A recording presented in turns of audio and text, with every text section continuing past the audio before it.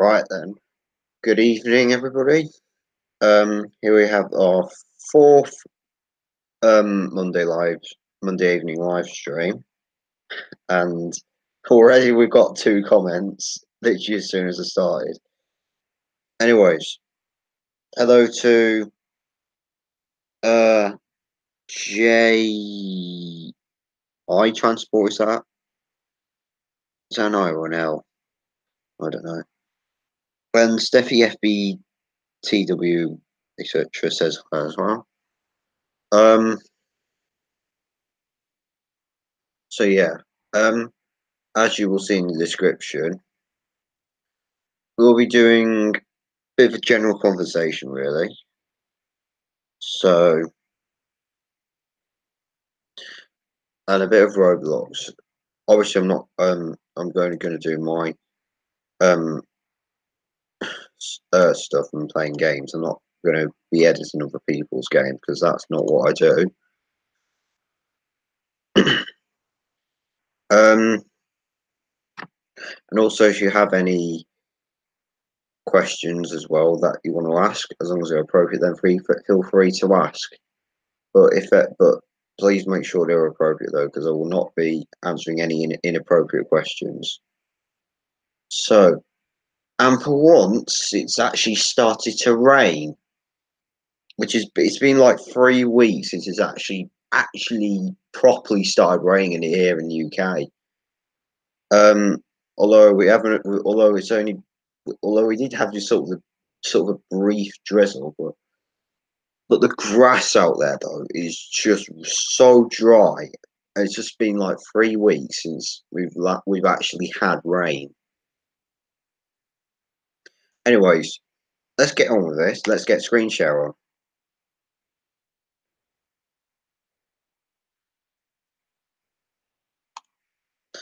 So right now I am currently editing Ashworth and Bodley area. As I'm giving this place a bit of a revamp at the moment. So this crossing here, I'm going to I'm basically sort of redoing the crossing really.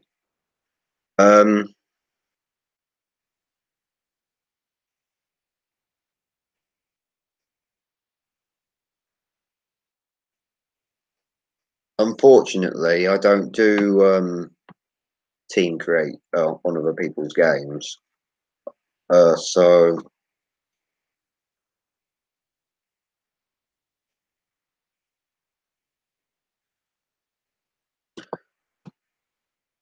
I'm not. I don't really edit other people's games nowadays because I'm not really into it now. I'm only into doing my own. So yeah, no MTV IDs will be on this game because they're just too complicating to script in.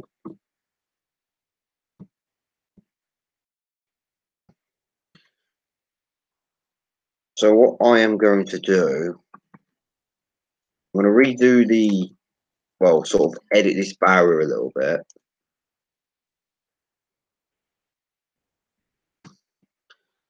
Oops. If I'm perfectly honest, I don't really find this very important. And if people don't really want to edit other people's places, then they don't have to if they don't want to. So if you understand that.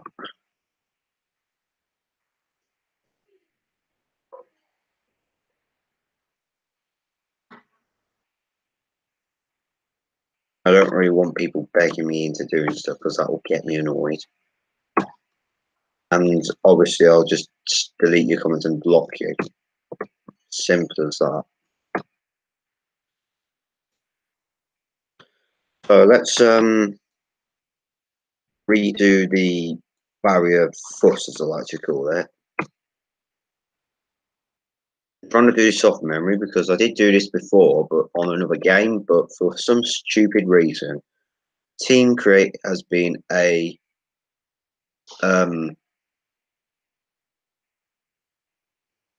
unreliable, and not even saved it.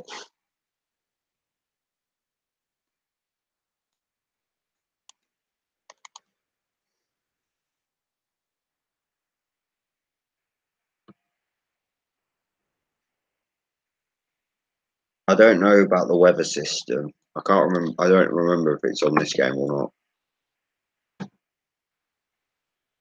So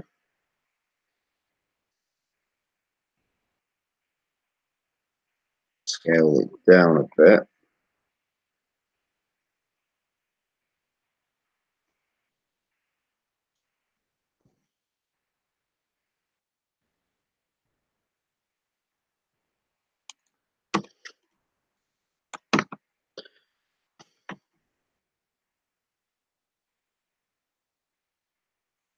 And yes, I did start about 10 minutes early, so because why not?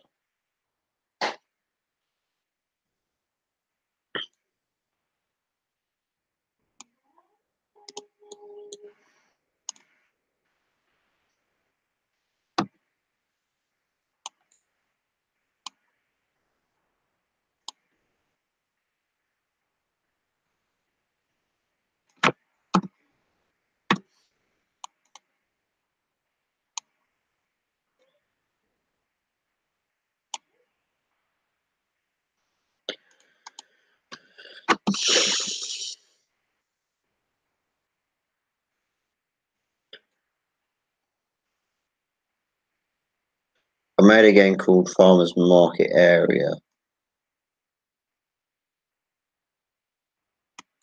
Okay.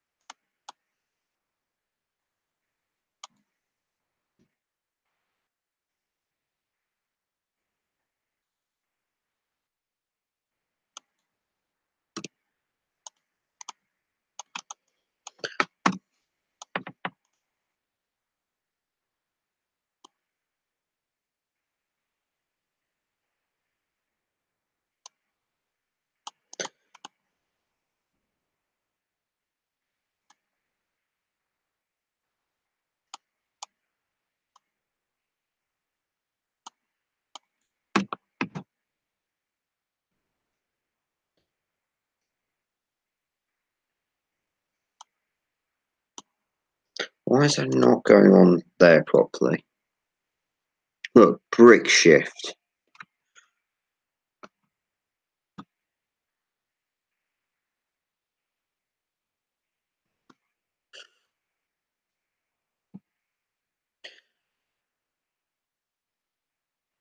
Don't want brick shift.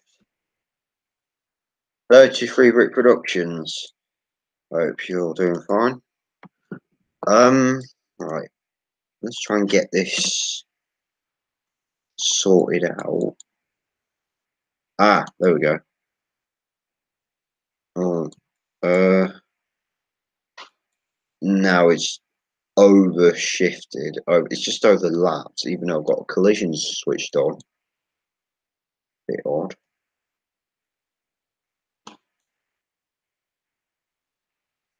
Well, that's just probably about as close as I can get it, really. Um, so let's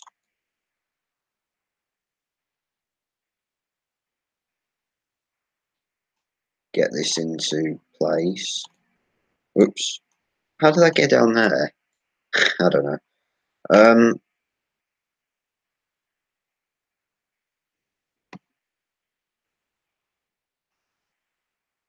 so yeah, for those of you who don't know what I'm doing already, um, I'm currently editing a place on Roblox, a made-up place, obviously, to have the um,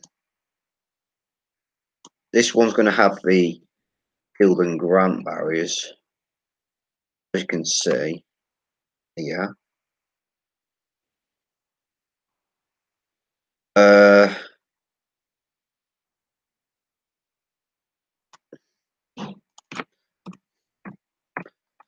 so let's move that brick shift again.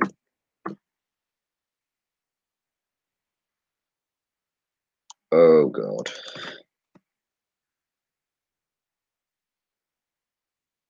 Ah, there we go. No, that's that done, I think. I'm going to put the pavement on lock it so I don't accidentally select it when I don't need to select it. I'll just select the barrow now. So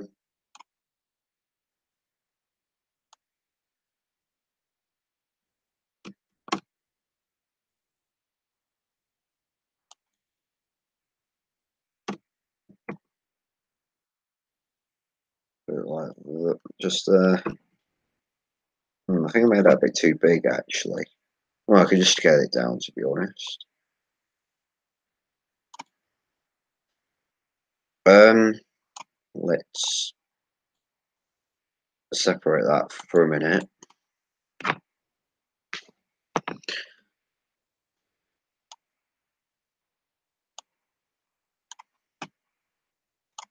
Let's get these cylinder parts into the gap there. Because after looking at a video from Stathorpe, like have close up view of the like part that sort of bounces that bounce well not bounces that's well sort of like a foot on the end of the barrier and just sort of prevents the skirt itself from hitting the road.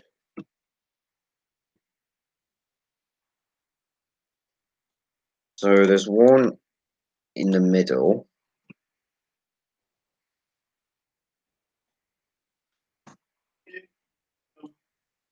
And I think the dogs just end up upstairs. Hello to Max Ganish as well. Yes, I am also trying to sort of improve the um, stuff that has already been made previously.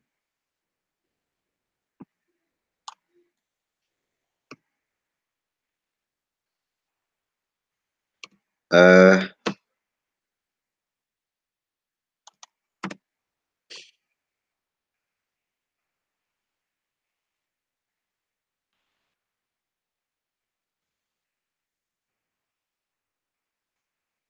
Whoops. I've got work in a little over an hour. Oh, okay. Um, so let's move this here. If the Roblox physics worked better, then I would have added like a sort of like a metal sort of cover over this bit here, but like that bit here. But what is a little frustrating is that, well, I'm not tried it yet, but I bet if I tried doing that, it would just instantly break it. It would just instantly make the barrel glitch out. So I'm not going to try it. Um, well, not on here anyway. So this is what it looks like would look like at the moment. Uh,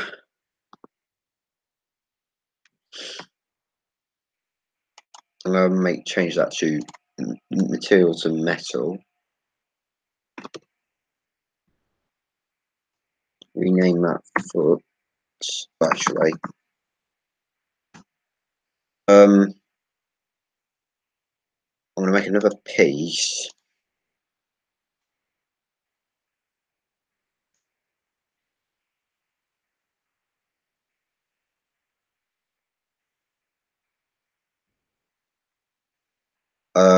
Right,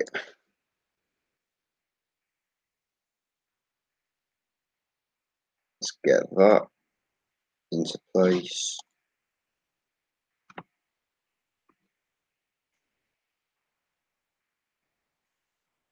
Place the position. Why is it pasting a comma in? I don't want a comma.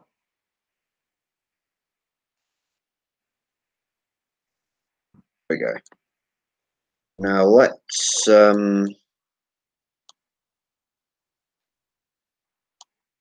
get this up like that.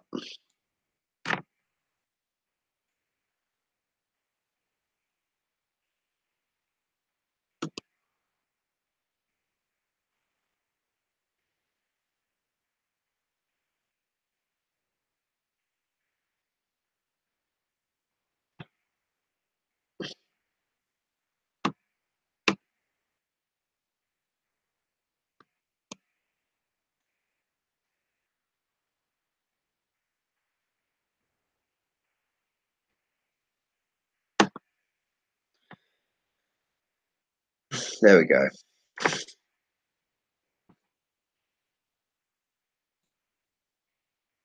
Let's rename that.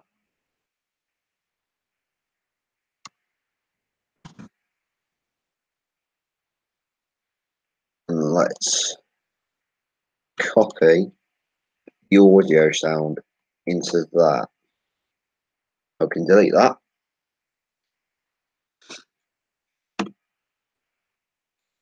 What I am going to do is I'm going to move this back a bit because I don't want this to collide with that, with this invisible stand, which I put inside so keep heat so to keep it held up, but not by using the skirt. Have you made folding skirt or slash updated versions of those GWE barriers you made a while back? I haven't yet. Um, and I haven't really thought about doing that yet because it's probably going to be a little bit of a pain trying to do it because of the pogo stick on the end. They can't because that's actually they're meant to fold with the skirt, like, and it's just going to be quite awkward trying to do it. But I'll try, see if I can find a way to get around that. But yeah, um,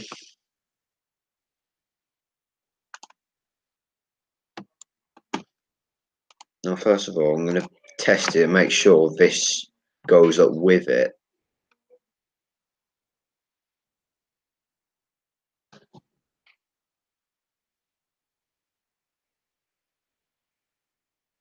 Oh no! Oh yeah, I forgot to put this on always.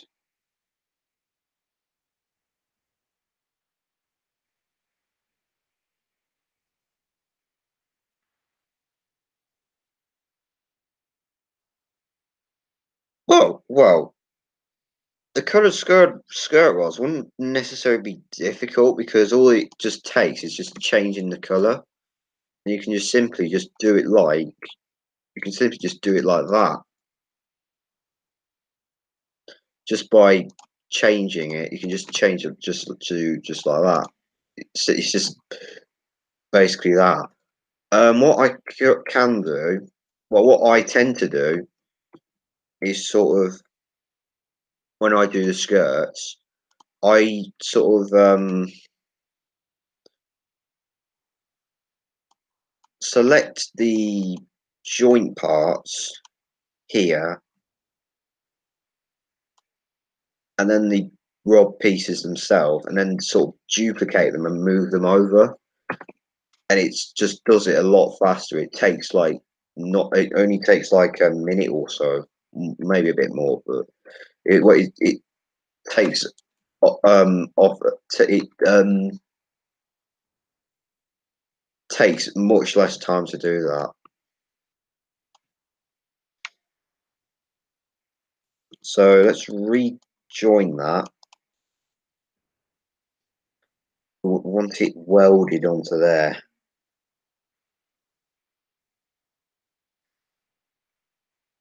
There we go. It's welded on now.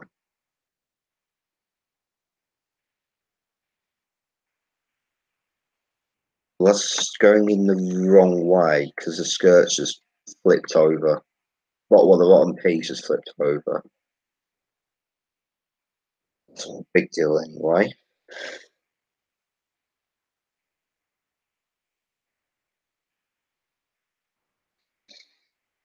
Have we also considered making the classic 1960s and 1970s versions of those barriers, which had the red and white skirts and also the wooden arms? Well, sort of thinking about making these with the red and white skirts. But I don't know when I'm doing that yet, but I'll probably do that eventually. Um, so let's group this into the model. First of all, I'm going to group it together and then move it in to the bottom skirt, and then I'm going to ungroup it again,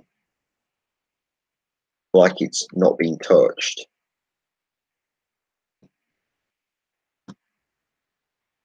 There we go. Let's do a bit of a test with this.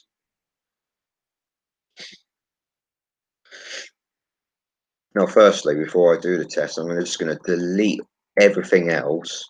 And by the way, this is in test mode, so anything that's done in test mode will not be saved. So nothing has been lost.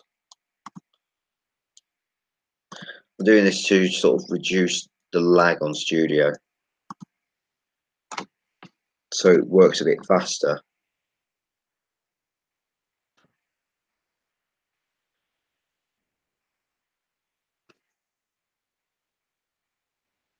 How many parts have I got? Not a lot, actually. I think that's all do. So how this works, I put 4 scripts there. One saying lower barrier, one to lower it, one to raise, one to sort of continue the lowering, and one to stop it. I'm going to enable that the lower script.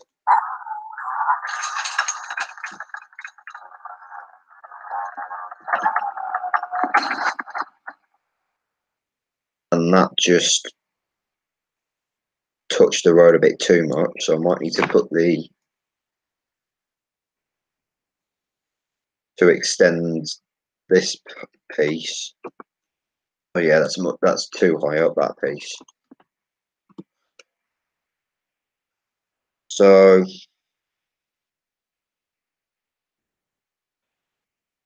extend it by 0.2 studs.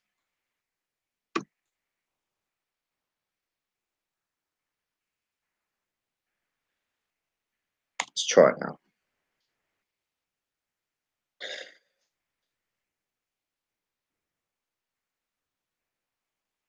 And once again, I'm going to delete everything else.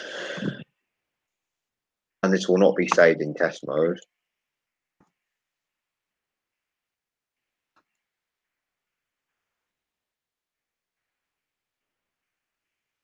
Loads of Jack's trains. Have you considered using your barrier motor audio from Tram In? Well, I don't really know about that. I have actually sort of used audio from like different crossings. The barrier, well, both lower and raise on this one uh came off Whitland. I used Caddo 5's video and for the barrier lowering, and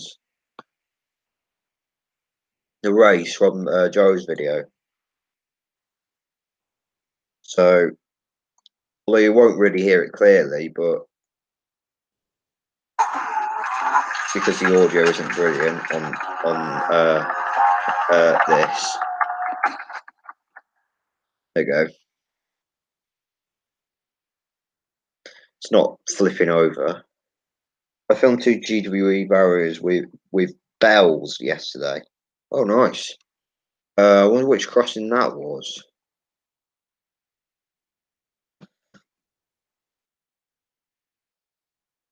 But yeah, speaking of tram in, I do kind of wish the bells were switched on, but at the same time, it's kind of a relief they were switched off, to be honest, because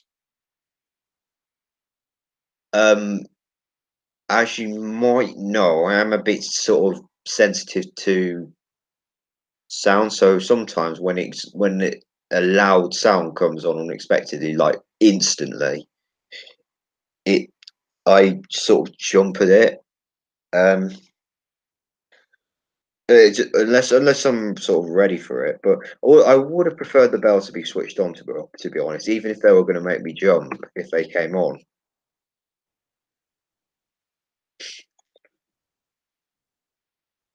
And there's a raise.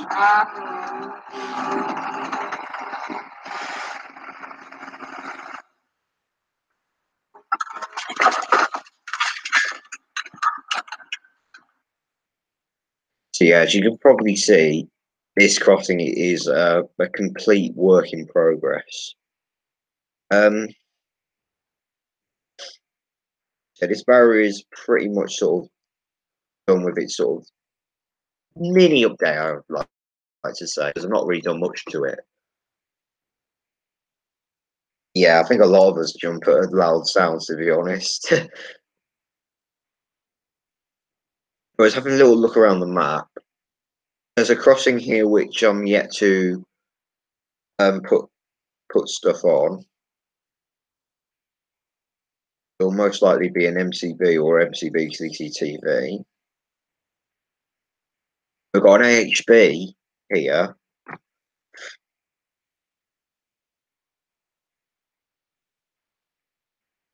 I don't know if you noticed, but motors in short arm barriers sound slightly different to the long arm barrier motors. Yeah, I have actually noticed that actually. Well, the more shorter SPX barriers, the motor sounds different coming up. Well, it sort of sounds like comparing a shorter barrier arm,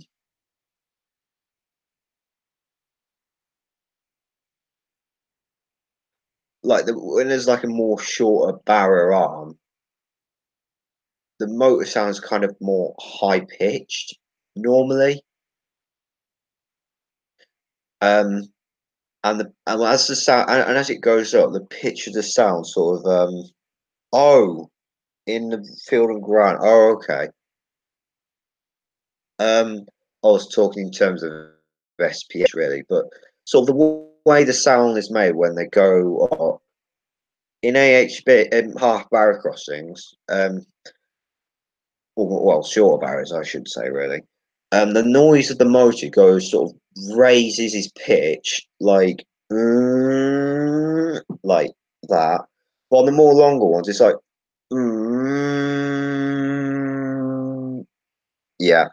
That I might get a bit cringy watching this back. To be honest, it might make me cringe if I watch that back. To be honest, but yeah. Um, the long arms WR barrier motor sound much more powerful. Yeah, I wonder. Um, and also what I've noticed on the sort of the width of the sort of how the motor is placed or something. I'll demonstrate that actually, especially the old Hess Bank ones. Yeah. Um, I'll use Payneton's old crossing for an example.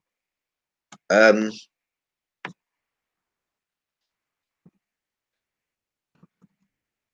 so let's put Payneton in. What I have noticed on like more larger field and ground barriers is like the hinge is sort of longer.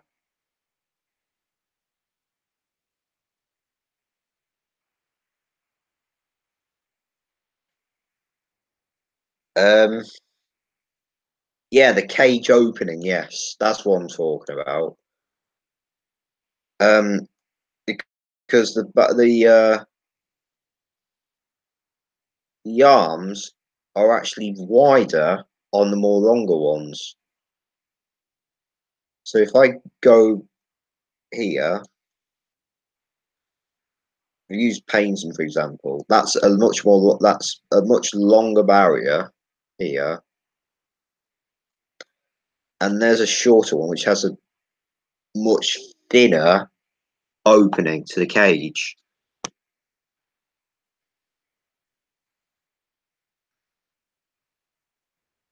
So a much more smaller opening, and on the larger ones, the openings um, are much wider.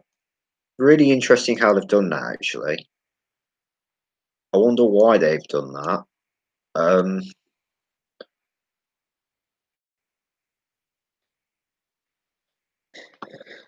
Anyways, back to this.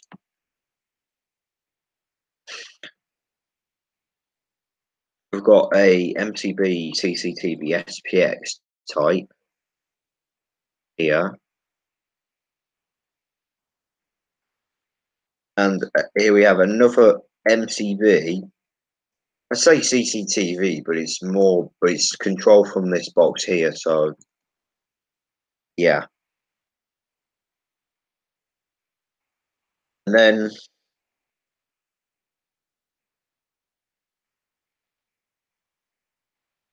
got an MCB OC here. Yeah, the larger barrel arms bounce a lot more than the short ones. Um, so I was going back to this. Now, I would like to ask a question. What sort of alarm should I put on this crossing, or should I not put alarms on this? Should I put if I was to have alarms on this, should I have Yoda alarms or bells on it? Just your opinion. Whatever gets the most, I'll put whatever you want on this.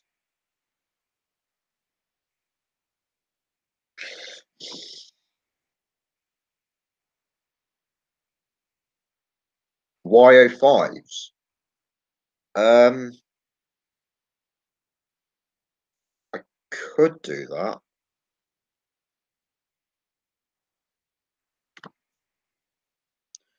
Although I am going to put another. I'm probably considering putting another crossing with these barriers on the one down there. Maybe keep it silent or bells. Hmm.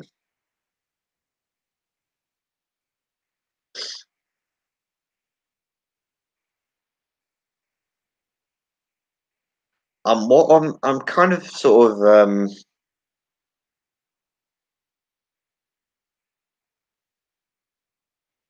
I've seen your new YO3 model on your Personnel C and it looks good. Uh yeah.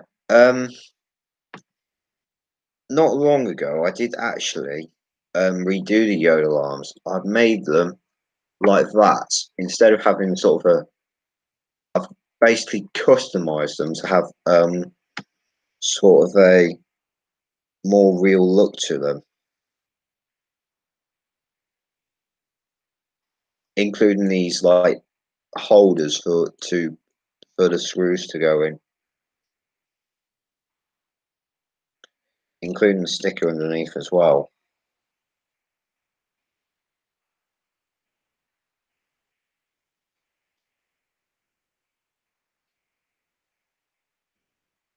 And I've improved the fencing as well.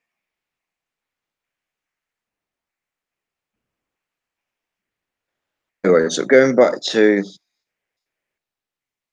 I will do YO5s at some stage.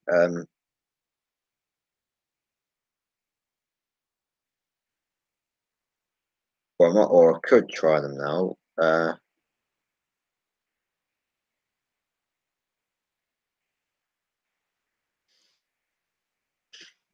Yeah.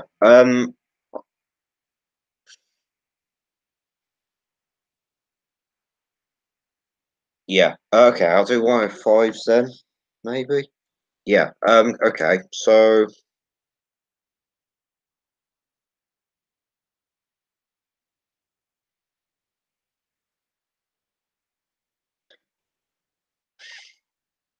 I couldn't. Um.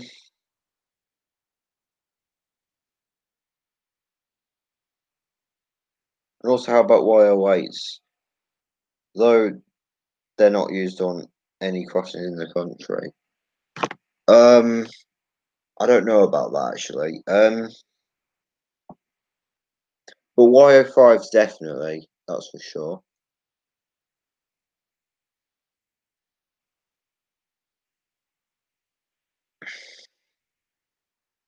So let's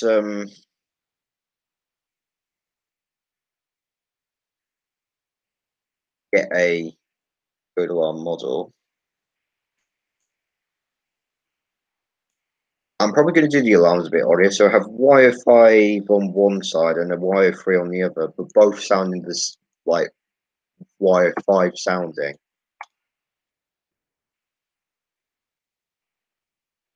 I think that'd be a bit interesting.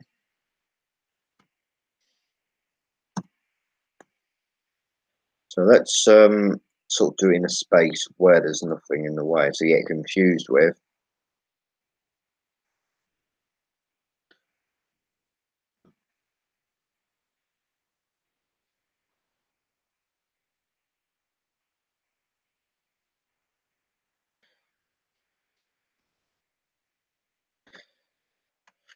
Now I need to get a picture up, but I'm probably going to have to get my phone. So I'll get the picture off on my phone. So I'll be back in a minute.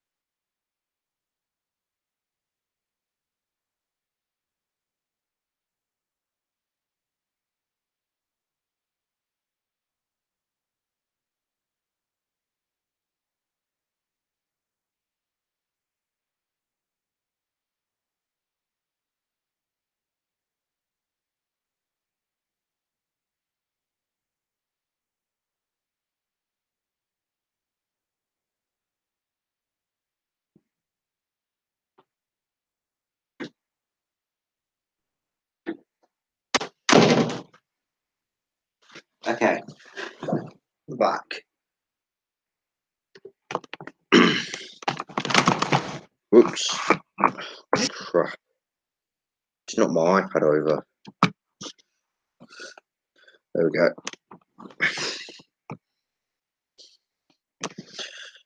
Alright, so let's get it up on my phone.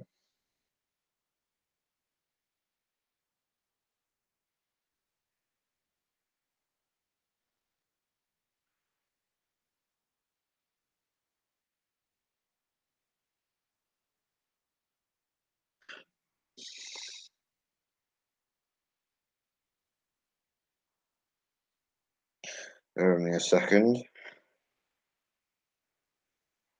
See, I'll just go through the link you sent me, Max.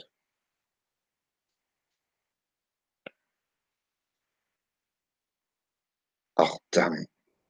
You cannot browse this page at science.com.au because it is restricted. It's saying it's restricted on my phone. Look, I'll show you that. Hold on. I'll stop sharing for a minute. Hold on. Is my camera switched on? There we go. Hold on. Sorry if you can't see that clearly. Oh, God. There we go. That's what's come up on my phone.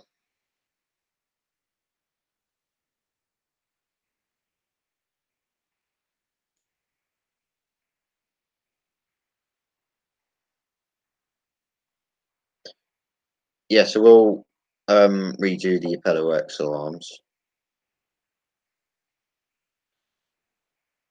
So I'm probably gonna have to get it up by searching it.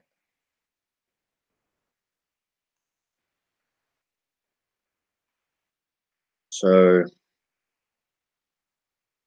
Yoda Arm Y05.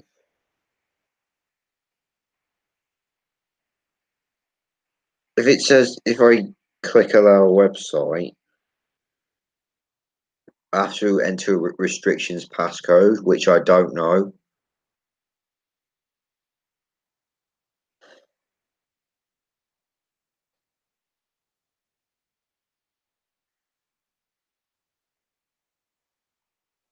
So I'm gonna try this another way.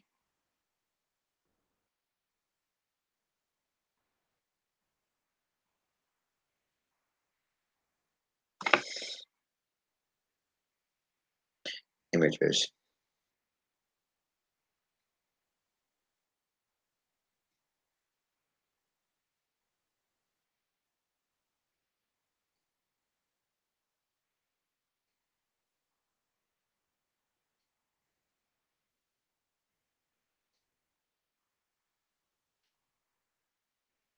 Right, I've got a picture up.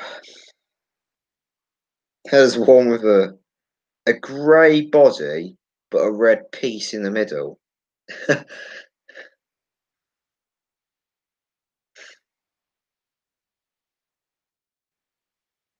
Okay,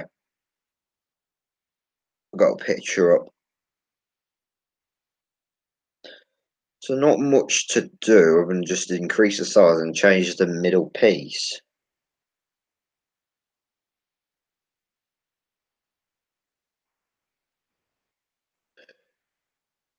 Yeah, I know that was all red. I was talking about another one that I just saw on from what I searched.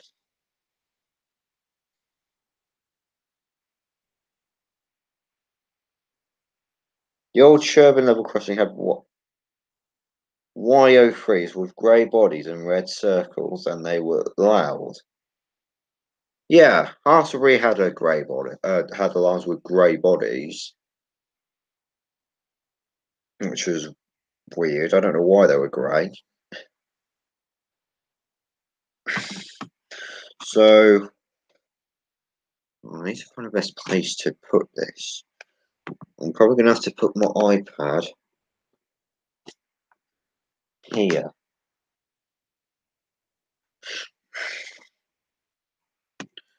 Right, back to this.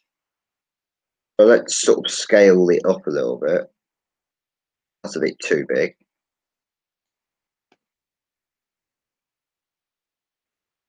Oh god.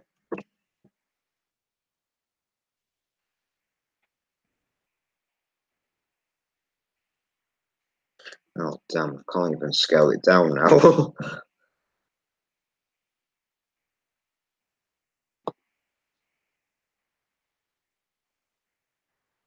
And hello to UK Level Crossings channel who's just joined. I hope you're doing fine. Right. Let's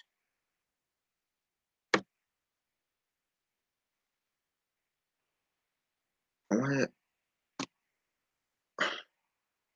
I need to unlock the screws.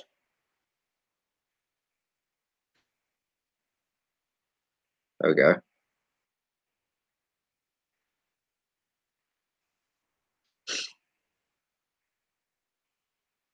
And let's just move them out like that.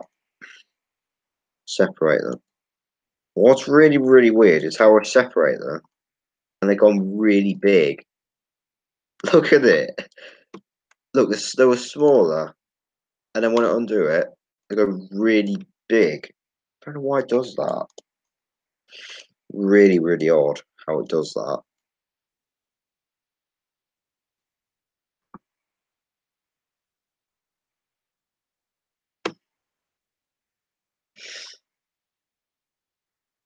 Okay,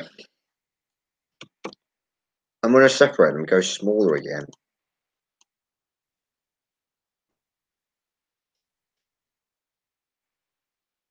Weird Roblox glitch that.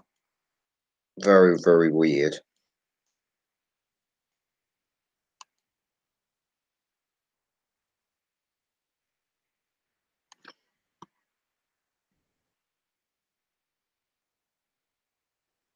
Oh, wow. I've made it even bigger now.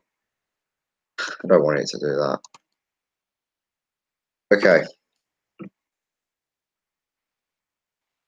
You. What the hell? See, that's why having.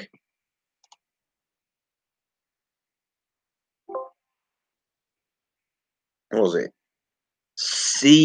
CSGV2 enabled sent it all weird.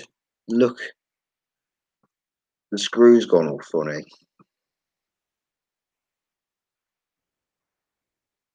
Oops.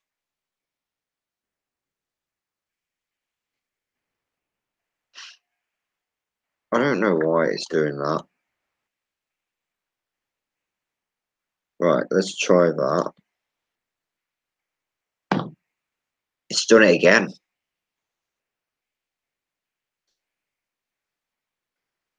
God, Roblox has been really, really weird. Oh, well, looking through the picture, it's only got like a I don't know how to describe it actually. Um, it's not like a cross screw. It's just like a single thing. No, I don't circle. I want the.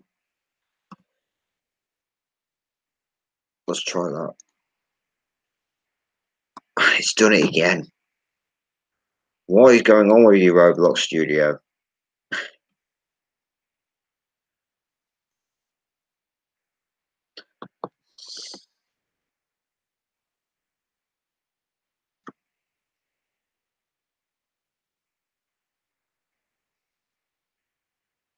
Yeah, level crossing models have on Roblox have become very detailed since I've left. Uh,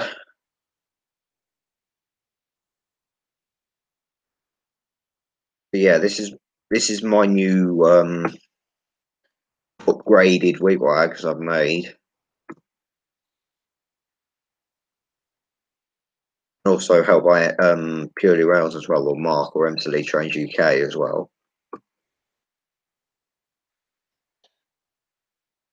Studio playing up. Yeah, it's just uni when you're trying to union things together. It does weird things when you have CSGV2 or whatever that is. Okay, I'm gonna try and do this. There we go.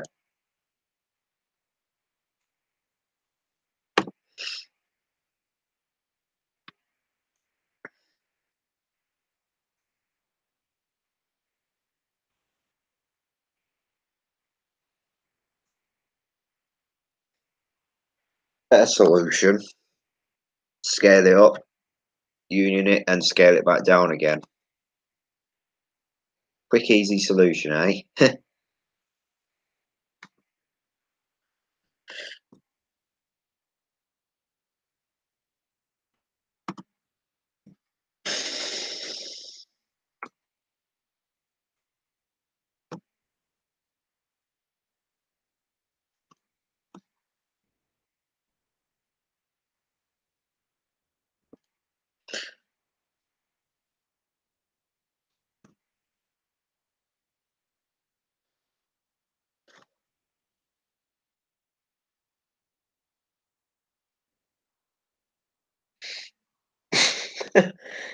Hello to Nate Jones as well. And yes, the team creator is switched on.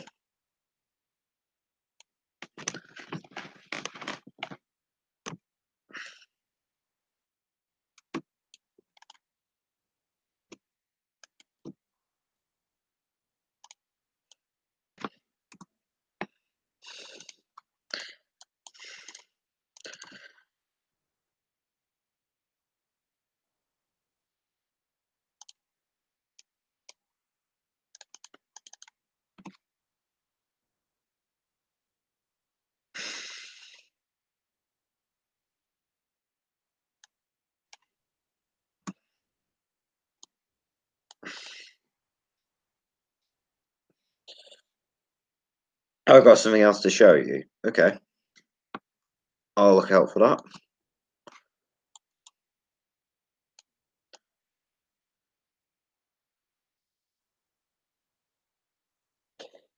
Yeah, the Lamb sponsored by um Yoda. I'm sponsored by Star Wars for the Yoda bit of the word. Nah, joke. UK Level Crossings channel asks, or Jamie asks, when is your Highlands holiday and for how long? I'm going up to Scotland. It's in October half term, and I'm going there for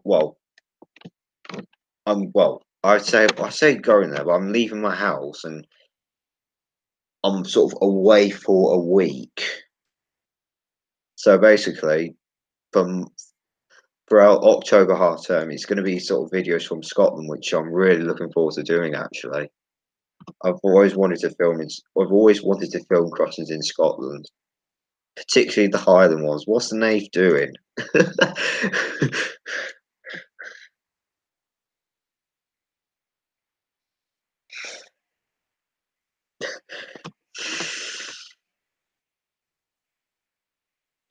Anyways, back to this.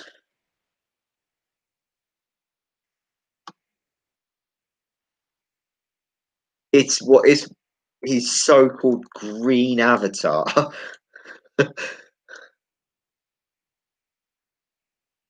Green, what a human creeper, I'm going to call it, or something.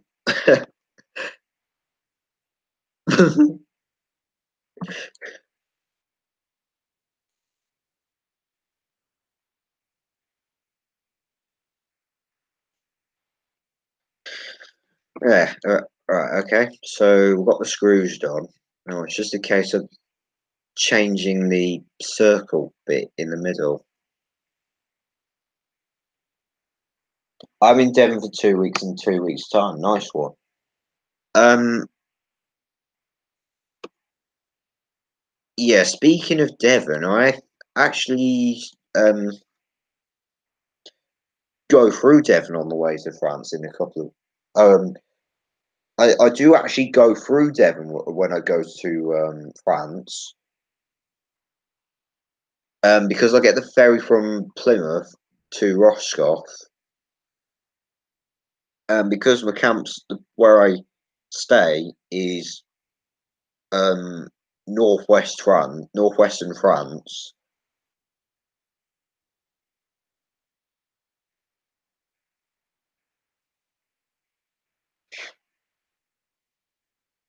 Yeah.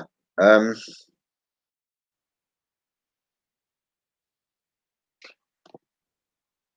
I'm going to Devon for 4 nights, but one night in the Fortescue Arms pub and enjoy my level crossing videos when I'm in Devon. Yeah, okay, nice one. Um, so yeah, um, if it's not like as soon as I've finished my school day, um, when there's still got like a bit of time on my hands, I, I set off quite sort of early-ish,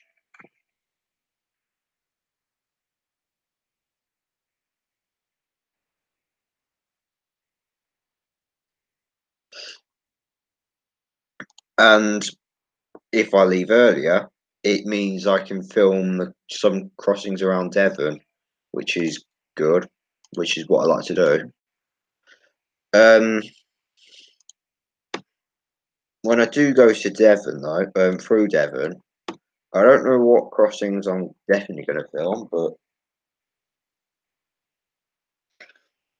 I'm guessing, but I think most likely around the Exeter area, most likely. Um, I might try to do towards painting as well, but I don't know about that though.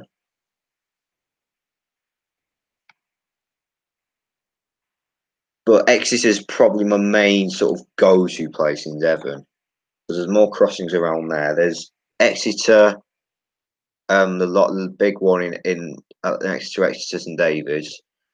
There's the one at Stoke Cannon near to Exeter.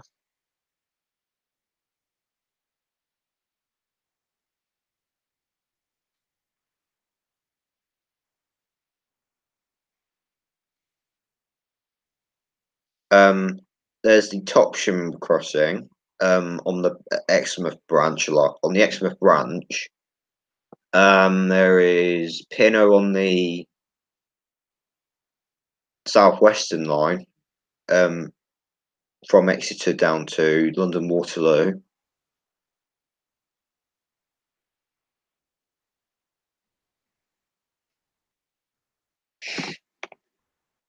You may know this already, but YO5 sounds a lot more meatier than YO5 sounding YO3s. Meatier? Uh, I don't really know what that means, but okay.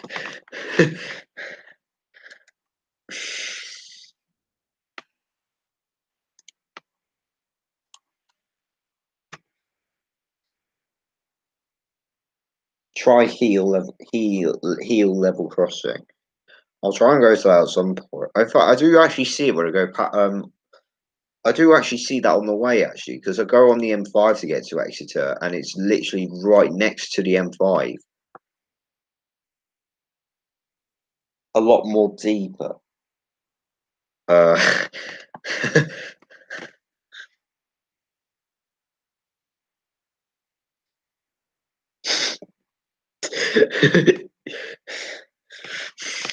okay.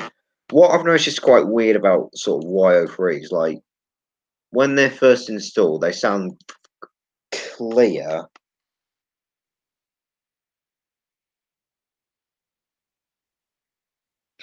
and then sort of when they um age a bit, um I know this may sound a little bit weird, but I kind of think they sound a bit fizzy, if you get what I'm saying. Like sound like sort of like sound like they're sort of fizzing, like you got a pop drink or something, and when it sounds like it's like a making sort of like a fizzing noise. On when the wire freeze age a little bit.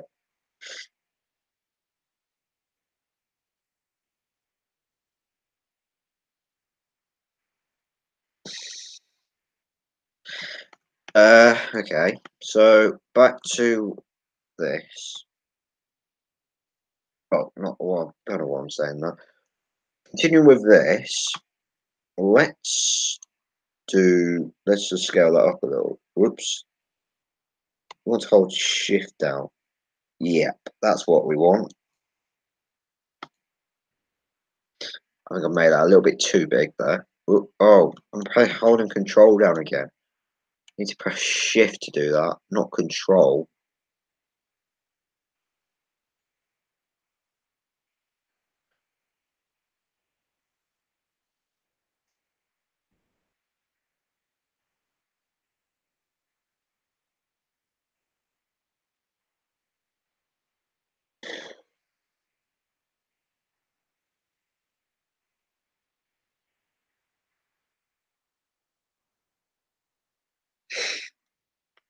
No, not the old Shaw and Crompton ones. I'm basically sort of like normal sounding, but sounds a little bit aged. Like Sleaford North, for example. Like um, if you look at like when it was first commissioned, and then you go to it like 2 years later, go look at a video from it. What the hell just happened there?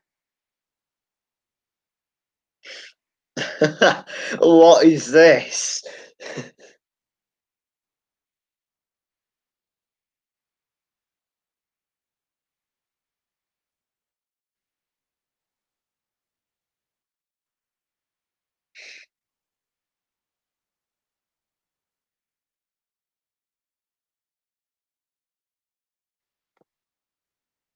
Oh, I didn't read that. Have you ever considered upload audio of a dodgy YO3?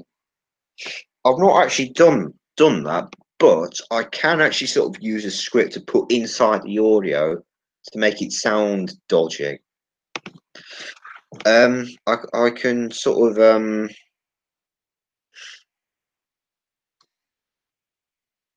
well, I would play it through this, but the audio, but you won't really hear it very clearly.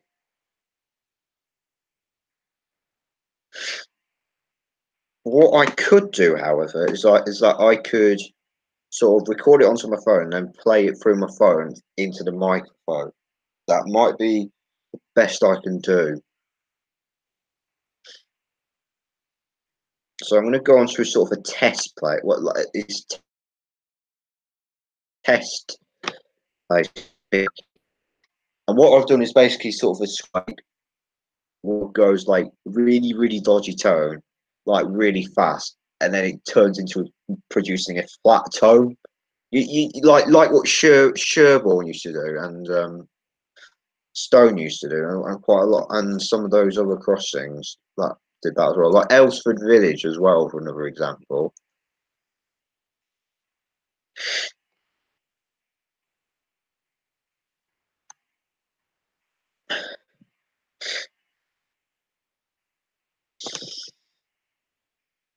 Now I just need to find the place where it is.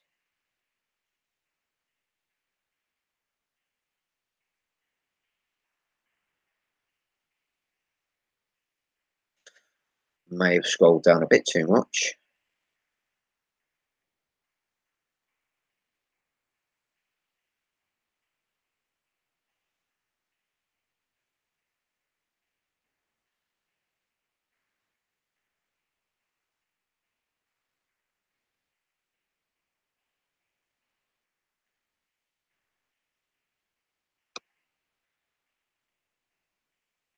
Or have I?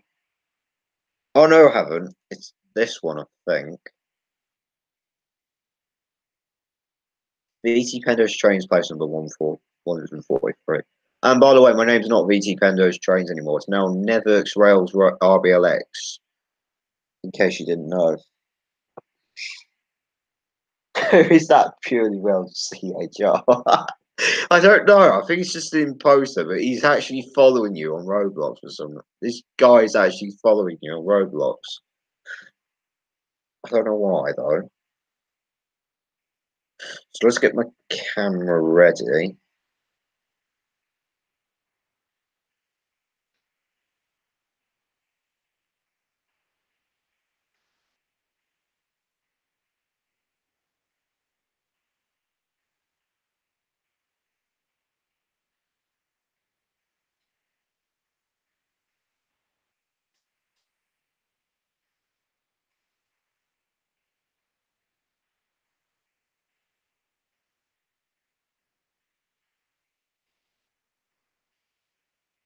So first of all, before we go into it,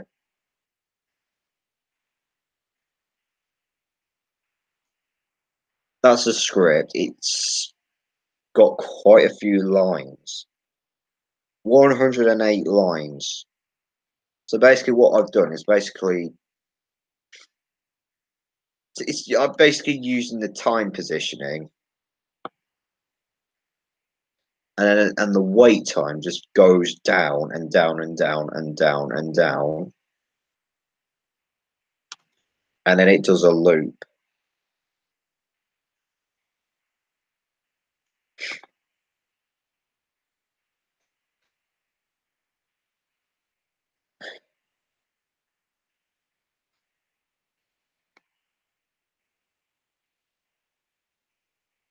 Willing to bet the remaining lights are halogen.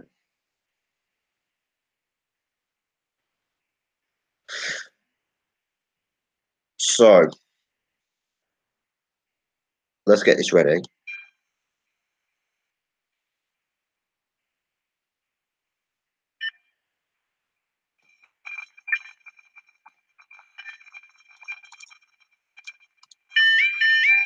Okay, I'm about to record it.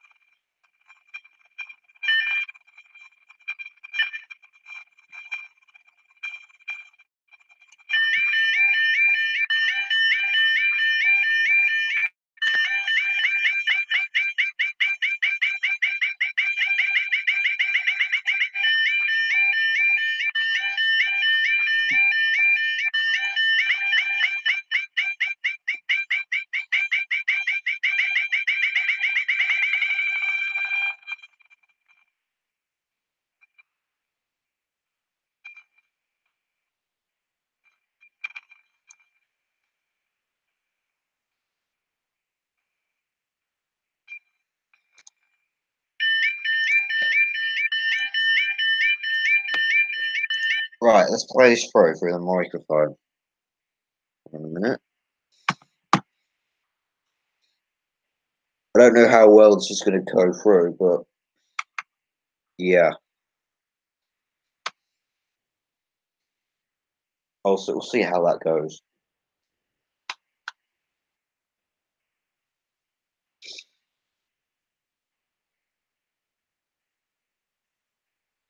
So, right, three.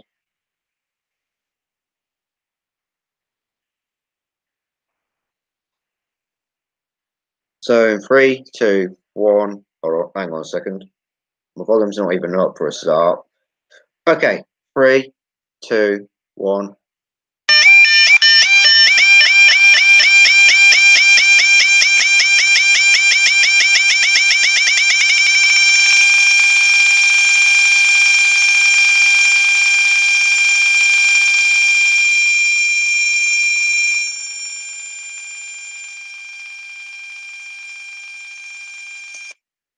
Okay, that's what it sounds like.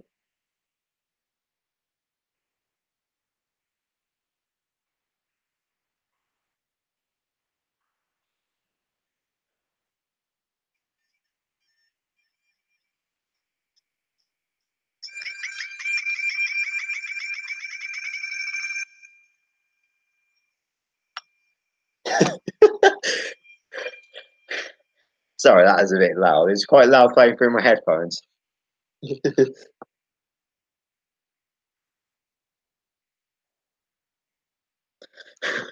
So that was a little bit loud there. I didn't know. I didn't realise that. Okay.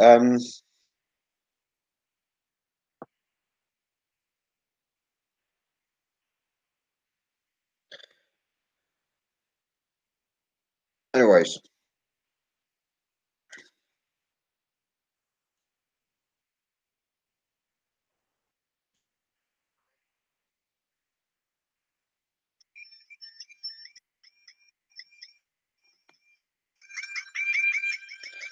I'm playing this back through my headphones.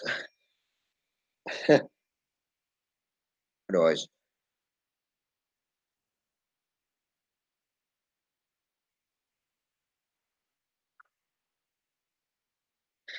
okay. I'm going to stop that now. So I might go off studio for a bit. I'm kind of a bit bored doing being on studio now.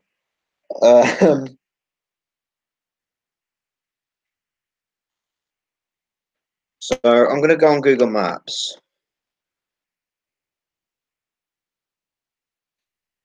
So yeah, let's go back on Google Maps or onto Google Maps.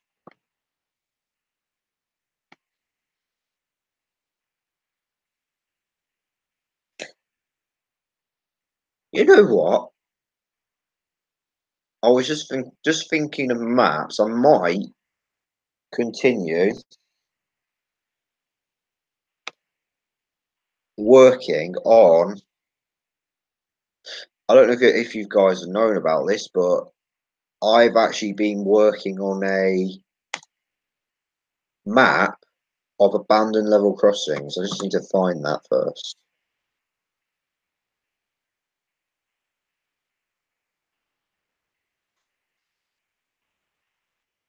So I need to go into my channel.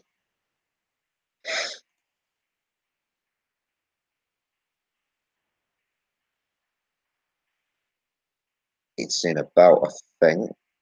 Yep, UK abandoned level crossings map.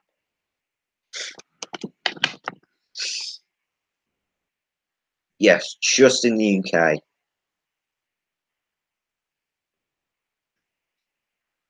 Of course, I don't. Well, I wouldn't say these are all of them. Um, these are all the ones I know so far.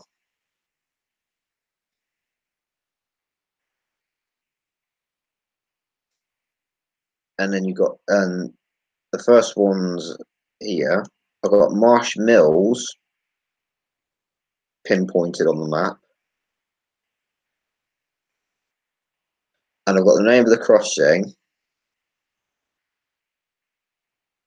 and the crossing type, county, and the the nearest postcode I can get, the best postcode I can get.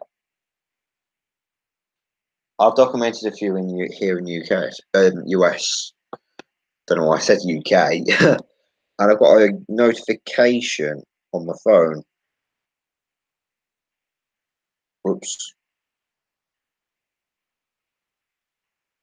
Because like every day, well, I've set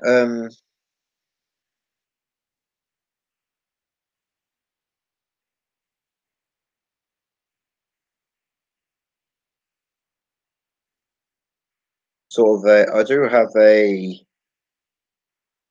what I have on Google, sort of like a thing to sort of send me an email like when if there is anything of news level crossing related.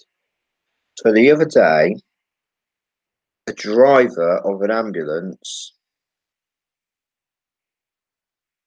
or hang on, driver of ambulance that crashed into level crossing charged. A motorist who crashed an ambulance into Kildwick level crossing has been charged with dangerous driving.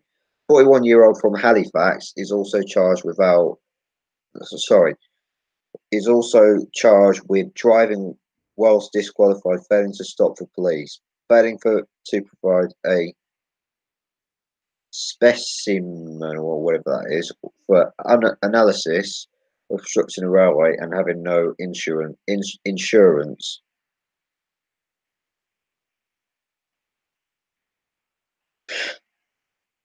Charges follow a fatal road accident on the A64 near Ingleton on Friday the 13th of July between a lorry camper van conversation and a Peugeot car, whatever you pronounce that. I have no idea how the hell you pronounce that. So, anyways, a third vehicle, the decommissioned ambulance, was believed to be in a convoy with a camper van left on the scene of the incident.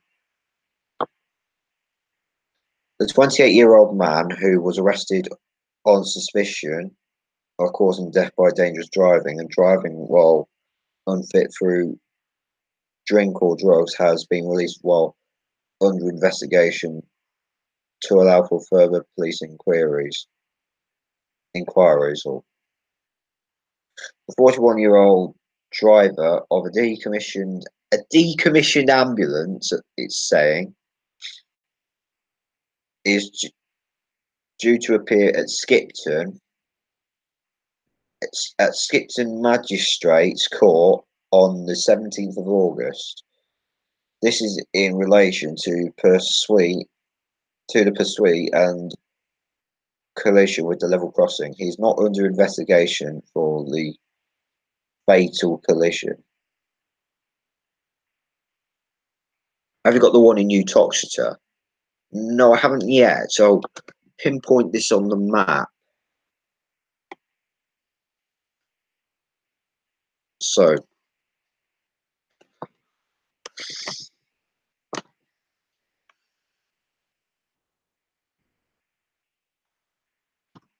Uttoxeter.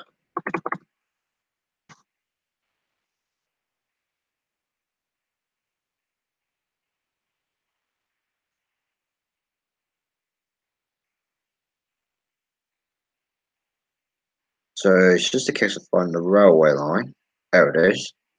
Yes, there's one next to you, Toxicity railway station. It's just there, I think.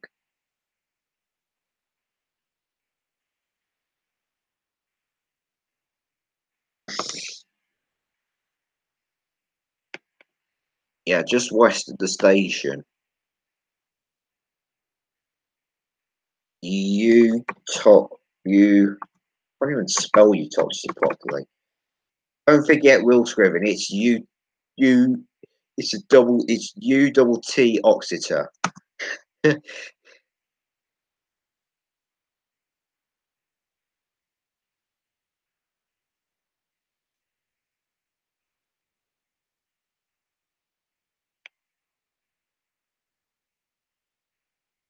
Yeah, Station Road.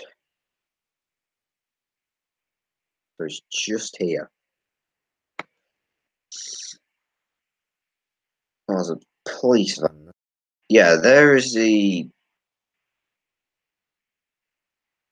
wigwags there.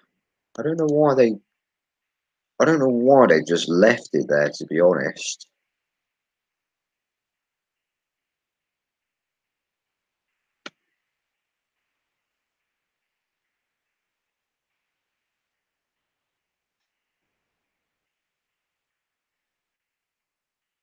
About to have about to have to go to get ready for work. Okay, I'll see you later then. So add a marker. So you Toxeter West level crossing, and then you Toxeter oops the West.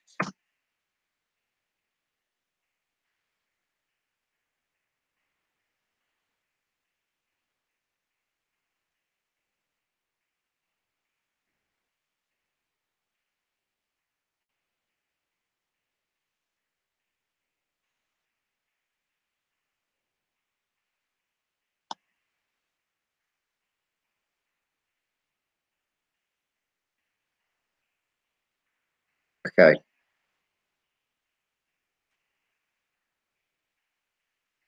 you Toxeter West level crossing. You Toxeter West level crossing. Does anyone know who it was? That an MC? I take that was an MCBCCTV, was it?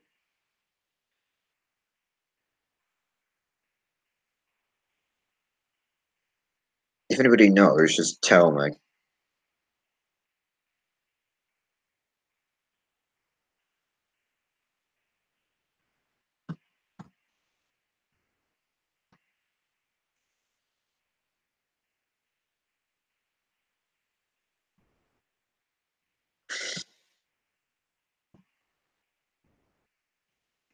Pinpoint. Yeah. ST14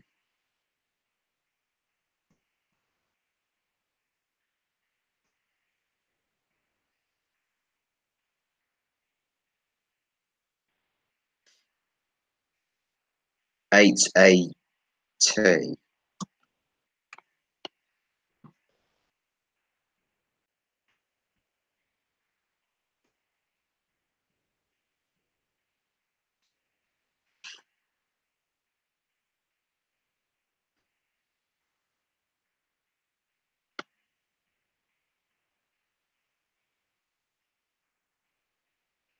icons.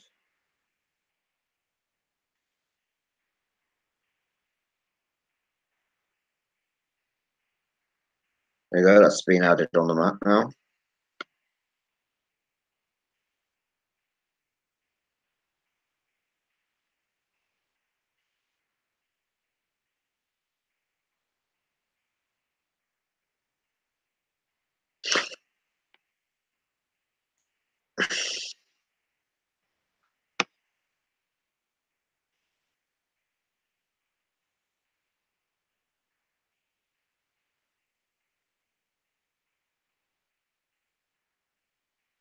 So let's have a look at the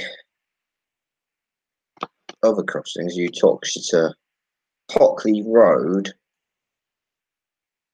I'm probably going to call this you talked to Hockley Road because it's basically on Hockley Road.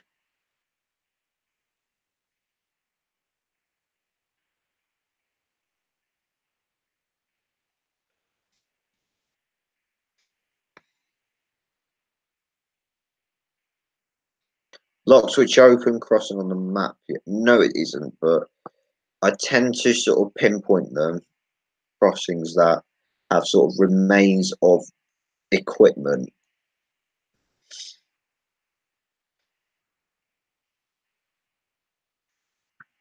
2011. Oh, that alarm looks new over there.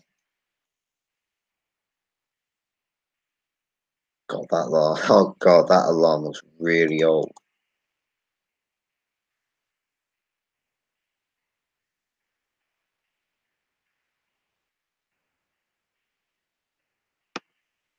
And yet it doesn't.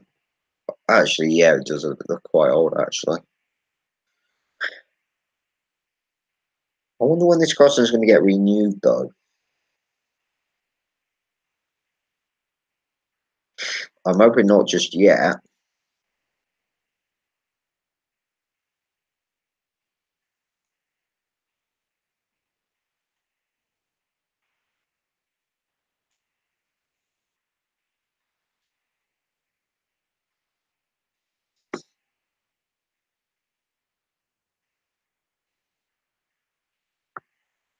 There's an old open crossing next to where the CCTV used to be. Yeah, I know there was a open crossing near to the block switch crossing was. Pinfold Street crossing. Now this is an interesting one as well because it's been pedestrianised, and also half of the crossing floor has been removed.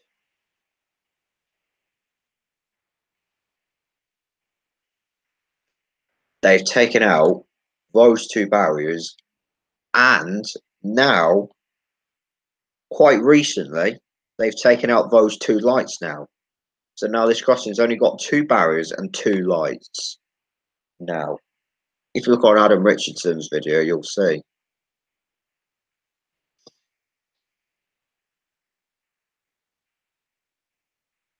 Hold on, I'll send the link to the video if you want to have a look. So just briefly, I'm going to stop sharing.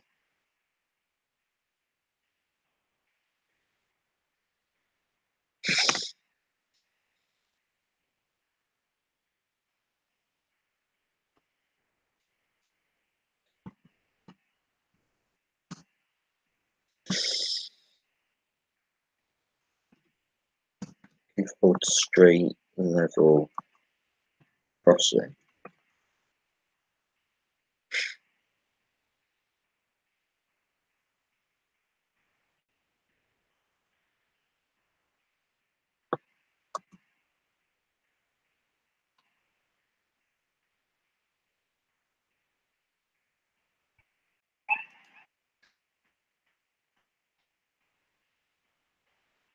So copy.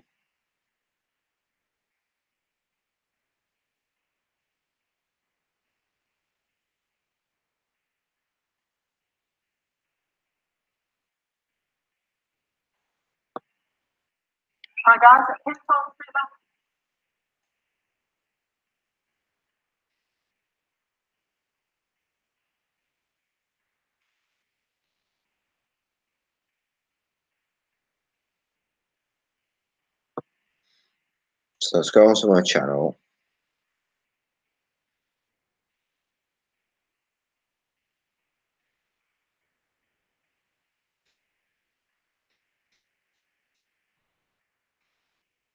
Okay, pasted it.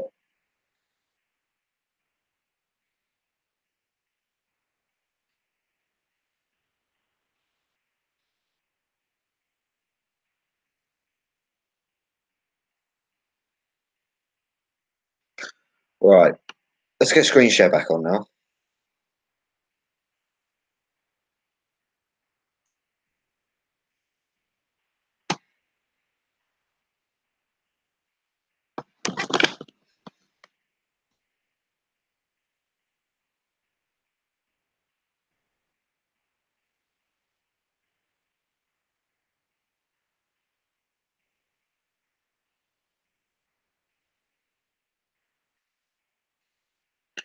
Right then.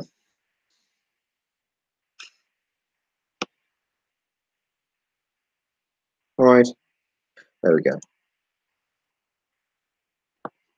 So yeah, this is Penfold Street in 2015, October 2015.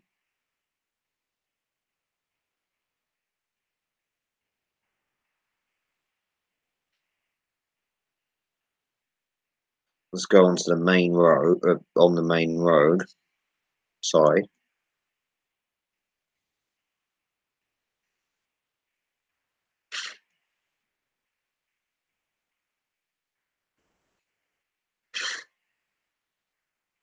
I wonder why they pedestrianised it anyway. Go to 2009.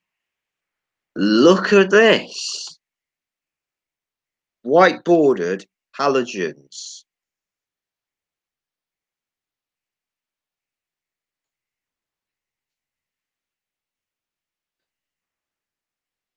Now that is pretty cool to think.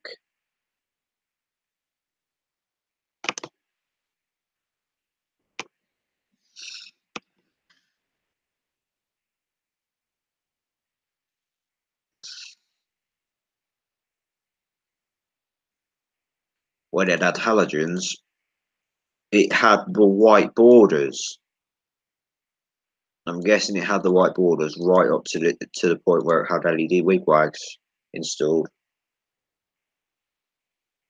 Eutoxeter Eutoxeter crossings were installed in 1981. Yeah, I already heard about that. I didn't know about them being installed in 1981. Um, yeah. Um,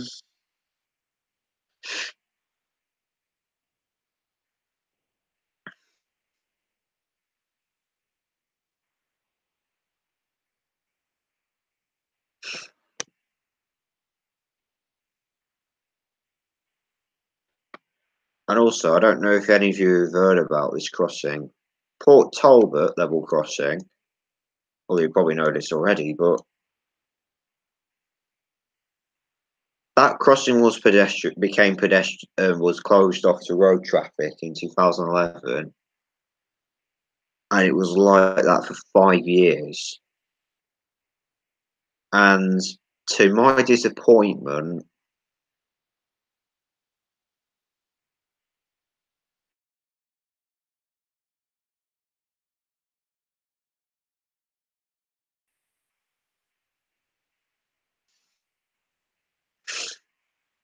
wait for Google Maps to go in.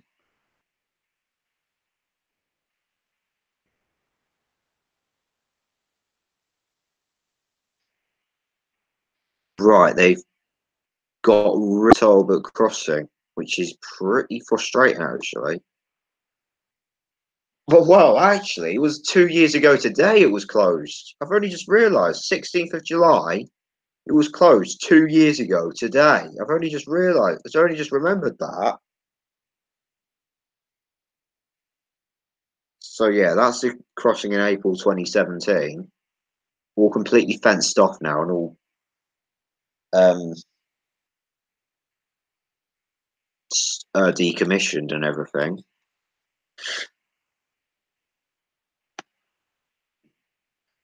I don't get why they did that though.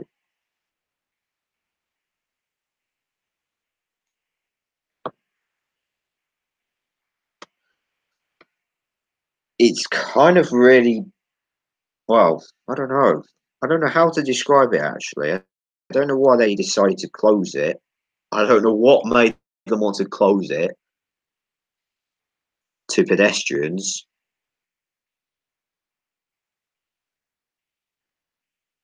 I would have preferred that to remained open, to be honest, because it would have saved you having to walk through the station bridge.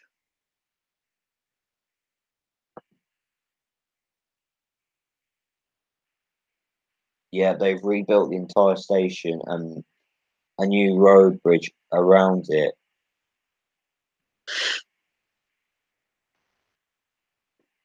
Yeah.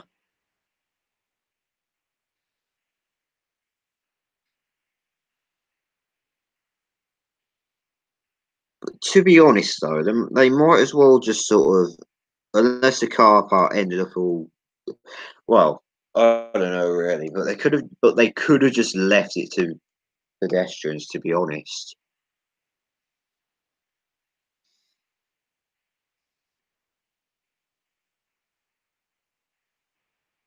the crossing was broken. Was it what crossing? I don't know. I swear, Cho's never been to Port Talbot before.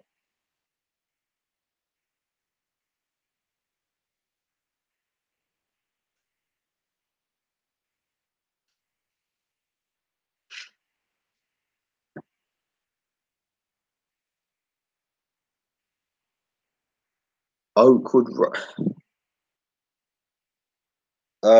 He hasn't been to Port Talbot. Port Talbot's all the way in Neath Port Talbot, near to Swansea.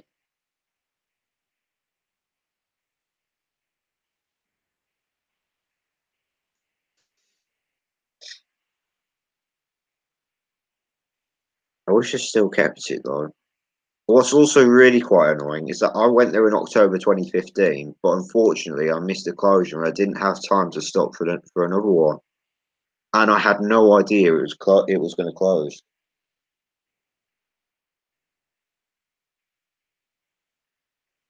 Yeah, Tottenham or Northumberland Park was also closed about a year later.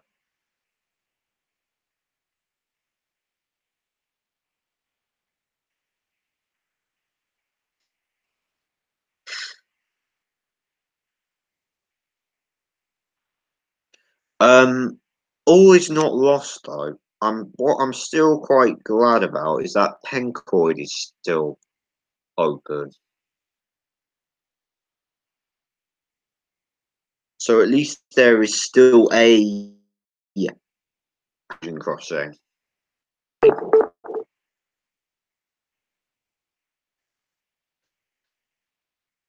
So yeah, at least this one's still open though, Pencoid.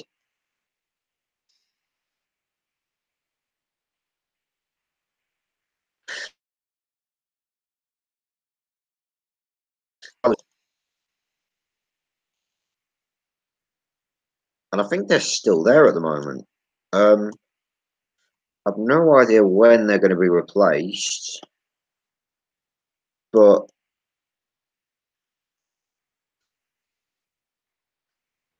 they don't look they don't look that old at all.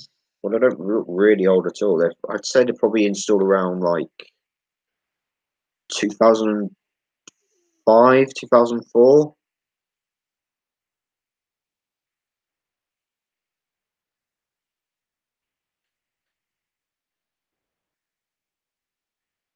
Probably around about that time anyway.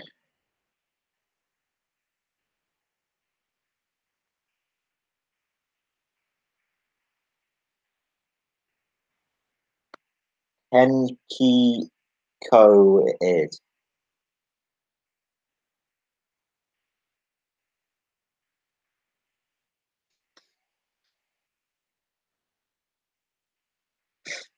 I don't know. I'm guessing it was installed probably 2004, 2005, maybe.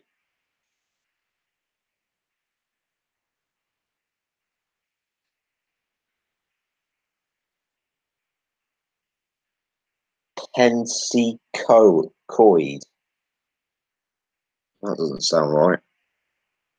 Pencoid. I think it's Pencoid.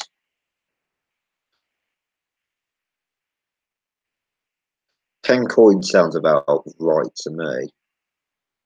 And then there's Huntrison West or Huntrison West or whatever that you pronounce that,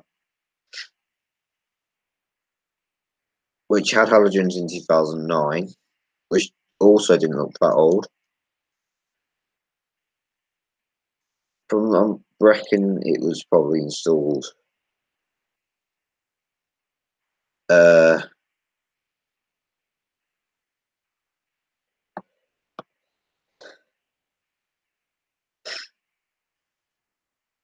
in 2003, 4, 5. I don't know. It looks quite. Doesn't it look? The alarms do look quite aged in 2009. So yeah, Pontyclun was what Steve TD1 called it, and that's the name of the crossing. That's the name of it there. Huntrison West. Huntrison West. I don't know which one it is. The county name is kind of confusing as well for this crossing. Now let's move up to Scotland.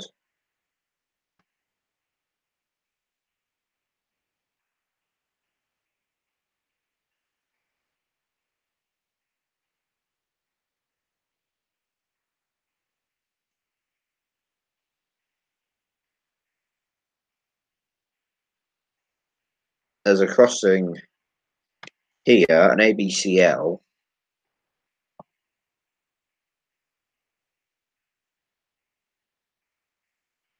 Yeah, Talbot Green as well. Um, yeah. So yeah, this is I'll get a Word document actually. I'll show you how it's spelled. It's a really, really weird name.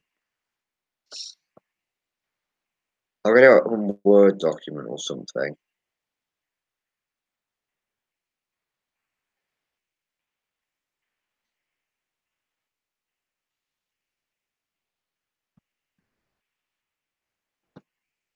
Let's get Word up.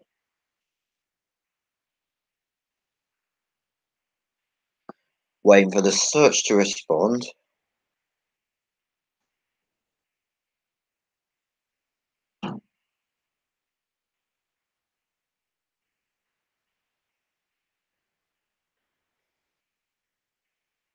Word pad.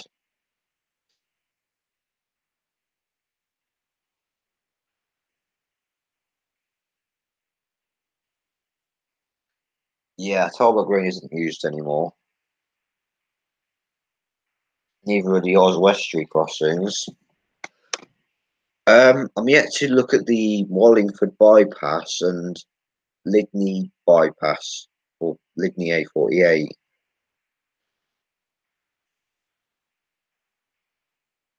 So, WordPad.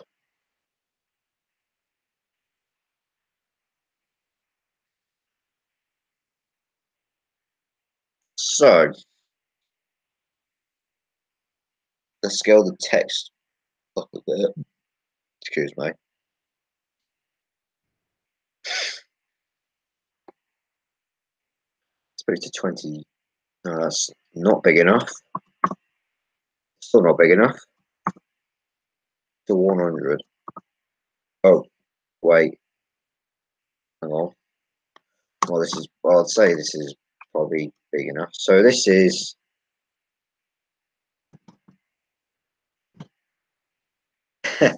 that's how it's spelled.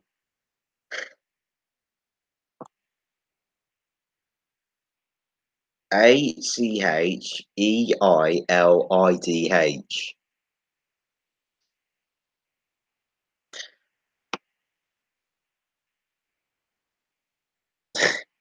No, see if you can pronounce that. I bet none of you could pronounce that without using a voice, without using, I don't know, Google Translate or something like that.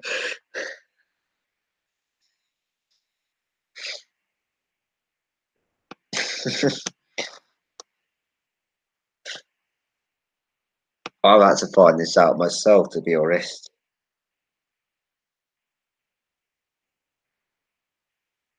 I put into Google Translate. Apparently, it's pronounced Achele, Achele, or something like that. Yeah, Achele.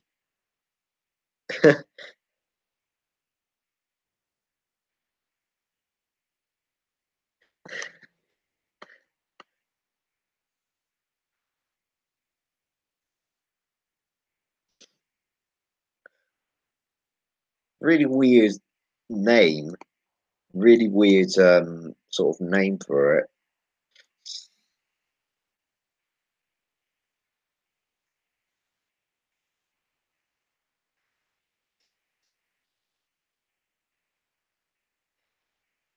So yeah, this is called Achele number two for some reason. But I'm not calling it number two, though, if I ever go to this crossing, because this is the only main public road crossing that's called a Cayley.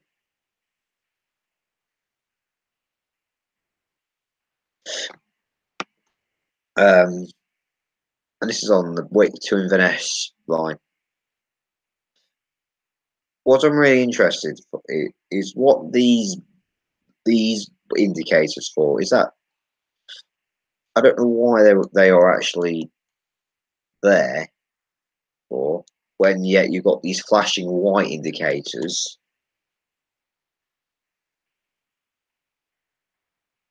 There might be another one up the line. I don't think that. No, I don't think there is actually, because there's a private crossing there, which is also called a Cayley. So, it's just here. You can see that there's a gate there, and there's like gravel going across the track, and there's another gate there. There's like a private crossing there, just like right next to it.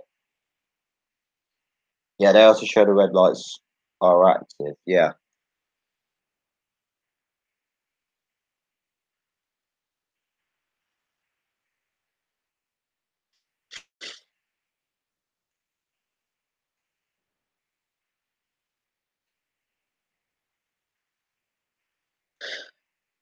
Um. Yeah.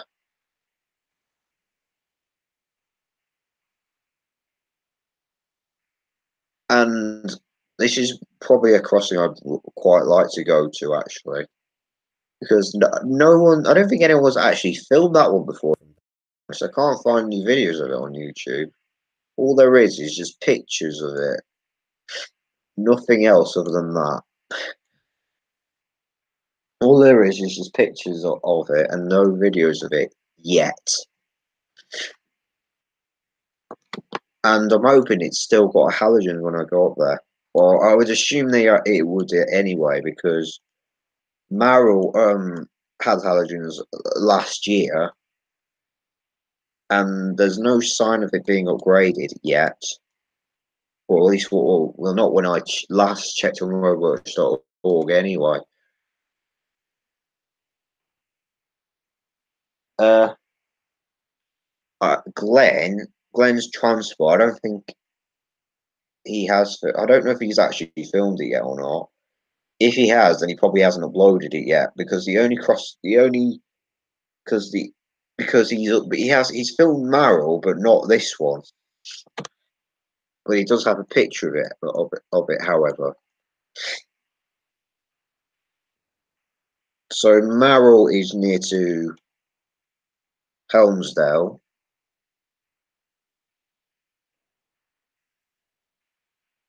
which is just here.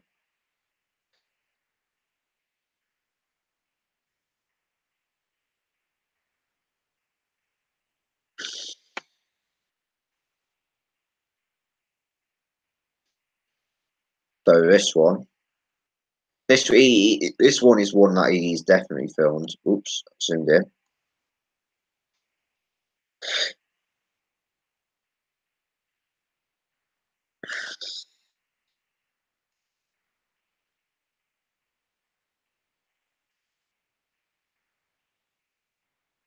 I don't know when this crossing was installed though.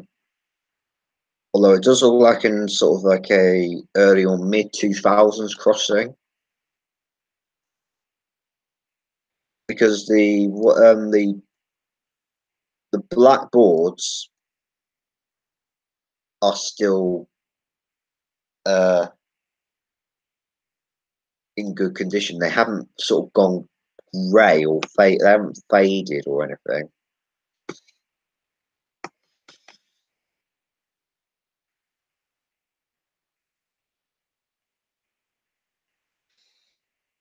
2007.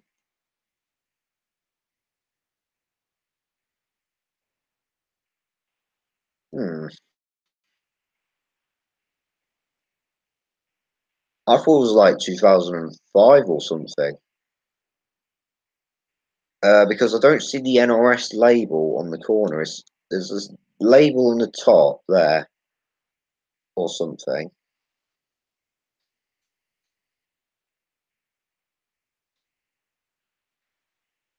Well, gonna I'm gonna guess around about 2005 or six or something like that.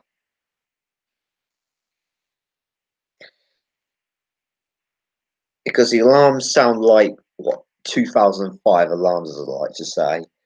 Um,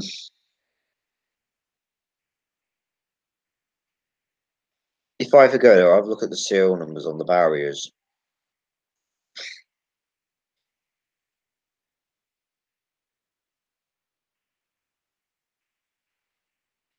Um, yeah,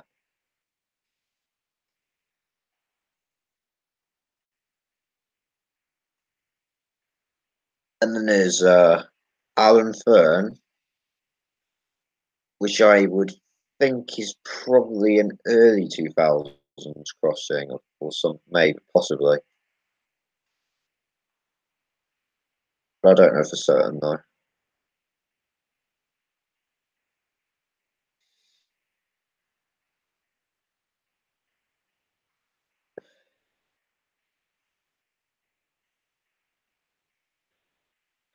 Because the back of the lights look really light grey.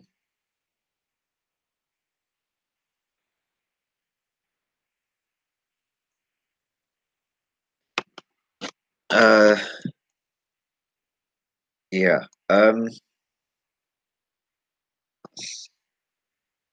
Yeah, the alarms there are quite loud as well.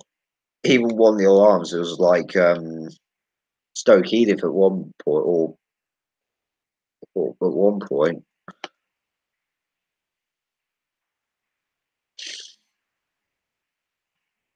Okay. Yeah, it's a 2002 or 2003. From the looks of it, it looks like a 2002 or three crossing. If I'm perfectly honest, because of the sort of the condition of the back of the lights look really quite faded. Um,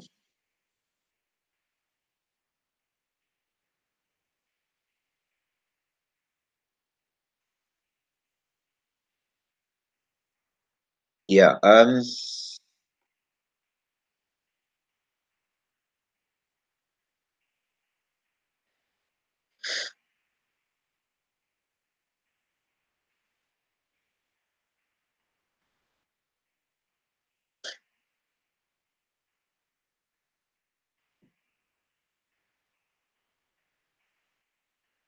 So,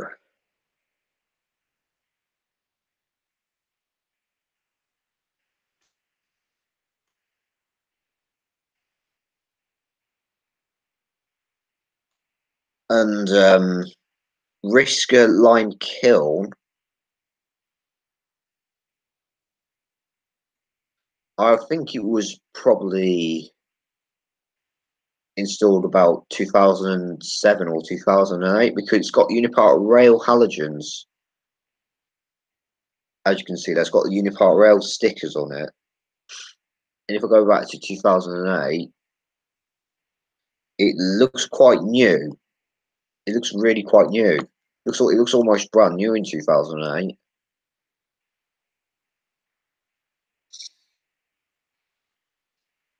Yeah, it's traffic light wigwag on Stoke Edith.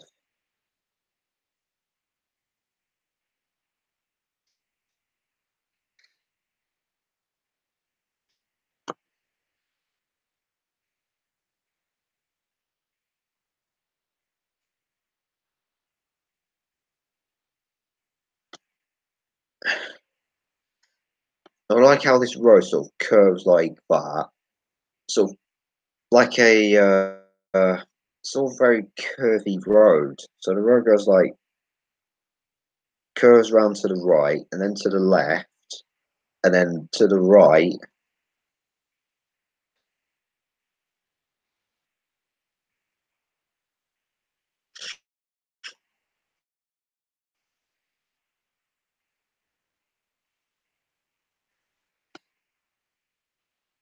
The ABC Railway Guide uses a picture of the previous crossing at Risker. Yeah, I've seen that picture actually. Um,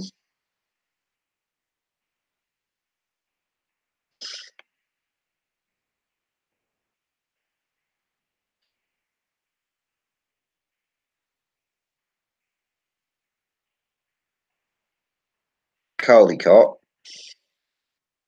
Then they're yet to update the images past here, if you ask me, because at the moment it's showing images from 2011 with halogens and Smith's barriers, and it looks like a 1990s crossing, like a early 1990s crossing by looking at the light bulbs.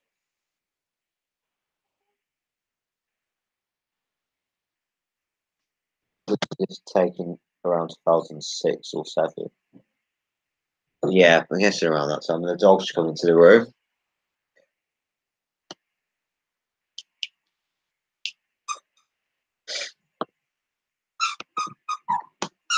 She's about right. This and right mom on the feet.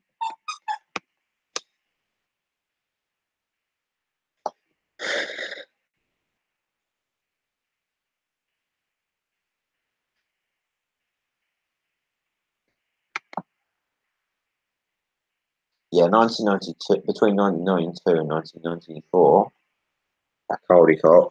The current crossing there, I think, was installed around 2012 or 13, around that time.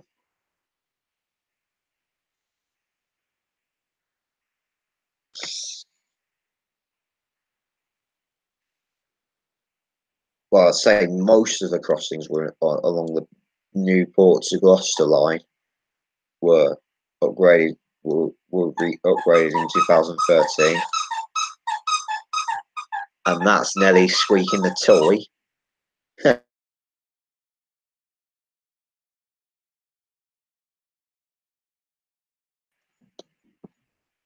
It's just gone out of the room now.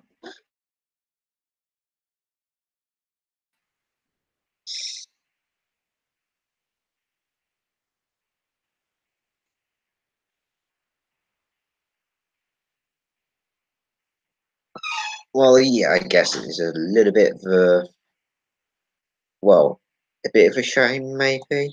Well, not really bothered about it, to be honest, because it's basically the same kind of sort of setup, just with newer lights and newer barriers. Um, Lightning, 2009, with field and ground barriers and no alarm, from the looks of it.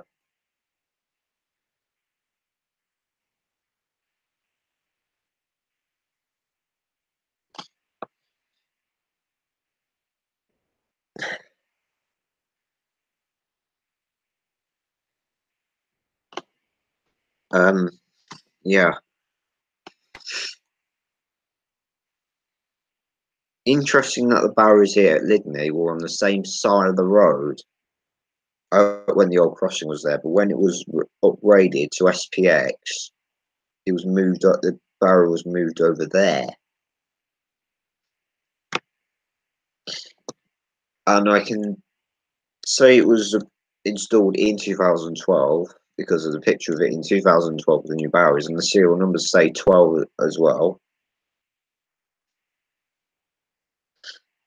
And then Lydney Junction.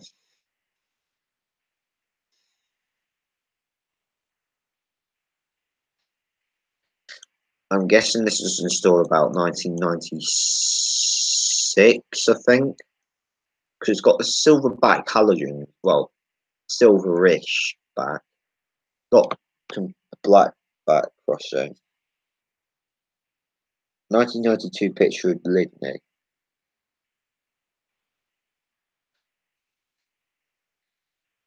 I'll have a look at that briefly. If it wants to load. Oh, oh, nice. So we've got a 158 and Lydney with it halogens with white borders. And from the looks of it, with halogen barrow lights.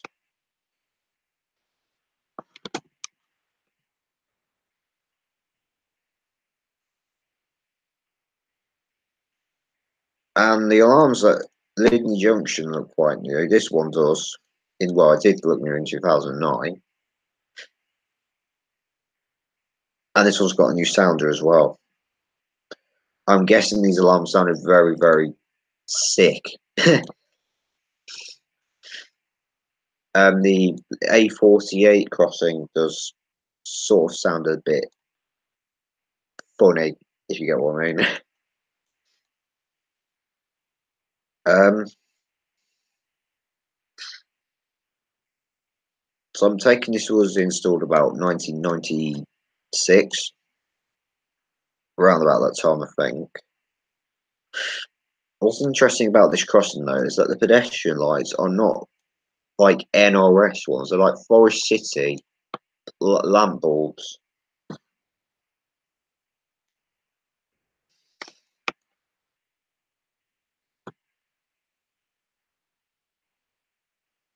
Um,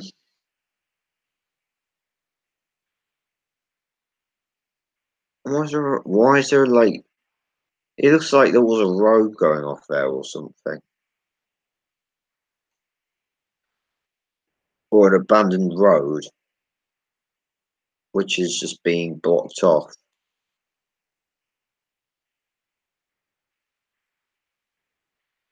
1994, 1995.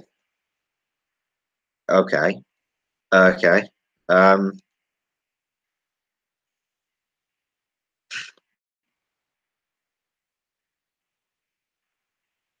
yeah, Wallingford has GEC pedestrian lights, which weirdly enough, they don't even flash. They just come on like a normal pedestrian crossing light.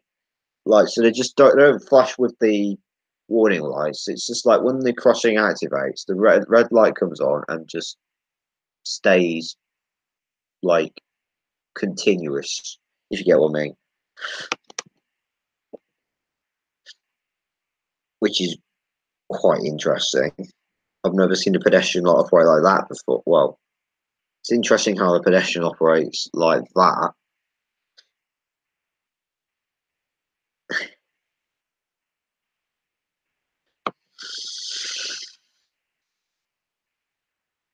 And of course, there's Nas or whatever you pronounce it. Nas. I don't know.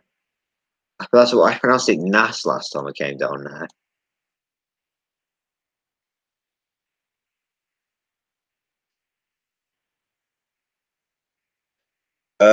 Which was an AOCR in 1983.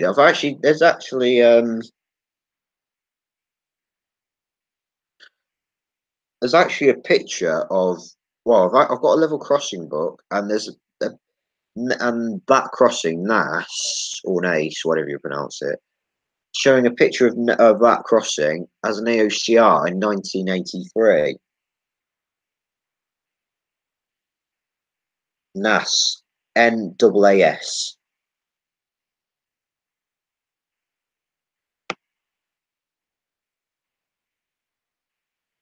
It's is that one near Chelsley? Oh, damn it. Restricted site. Oh, God.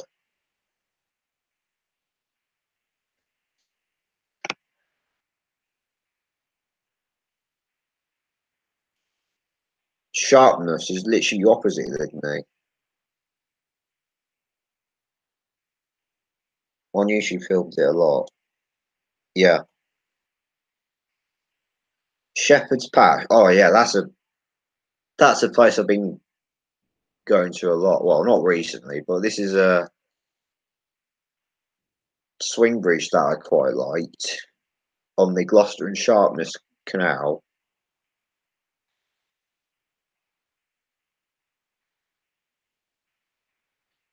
It's called Patch Bridge in Shepherd's Patch or near to Slimbridge on the Gloucester and Sharpness Canal. And the sequence of this is quite interesting. Um, the raising sequence, I would say, is interesting because what's really weird is that the barrows do not go up at the same time. Firstly, so when the barrows go up, that one over there goes up first, and that one stays down until that one's raised, and then that one goes up. Really weird sequence. I don't know why it does that.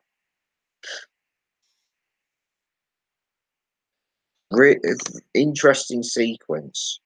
LED Forest City wigwags as well. It looked quite new in 2009.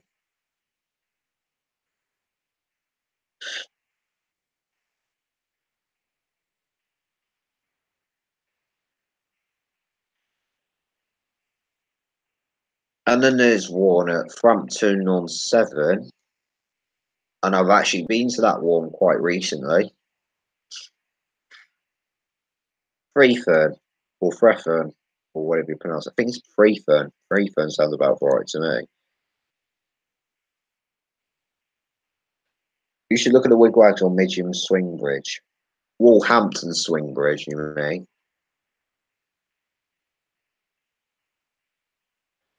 And this has got halogens on it.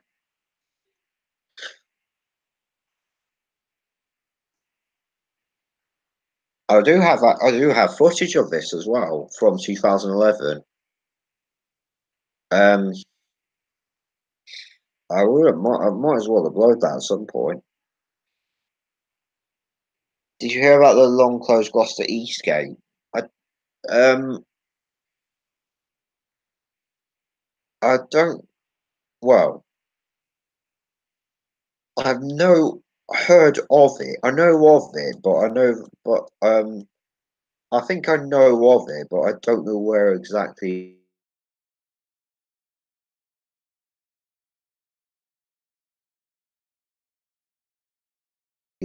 East Gate. Don't know where that. I don't. I've no idea where that is, but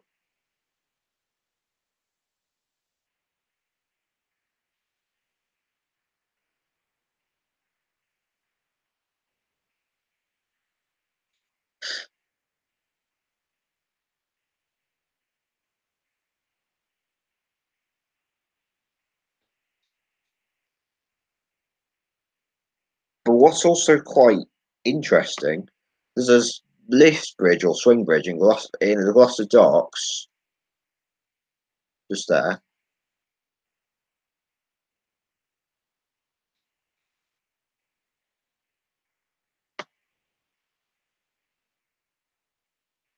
It's not there. It is Severn Road, I think.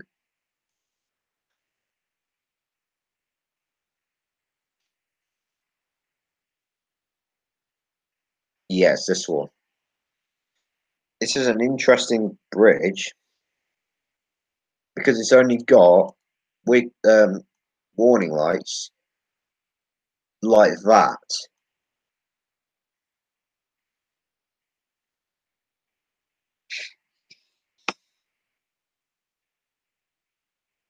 It had four. large WR/slash shield and grab barrels without wigwags, but instead with regular green, amber, and red road traffic lights.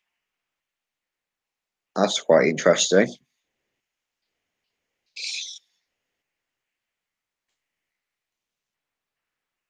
So yeah, that's the Severn Road Bridge. So that's either a swing bridge or a lift bridge. I don't know which one, what that is. But what's interesting is it's got warning lights with like two just twin lights, like the older, like level crossings used to have, which is quite interesting. And this white border was not there originally, by the way,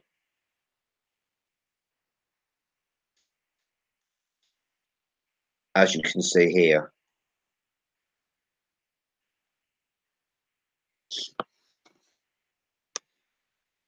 Just a plain black board.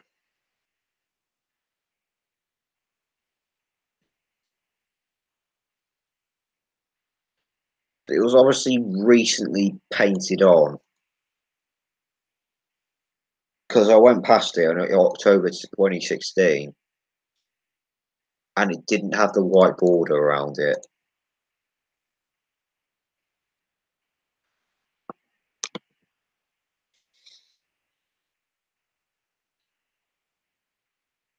Gloucester Eastgate level crossing station closed in 1970, so it's long gone, sadly.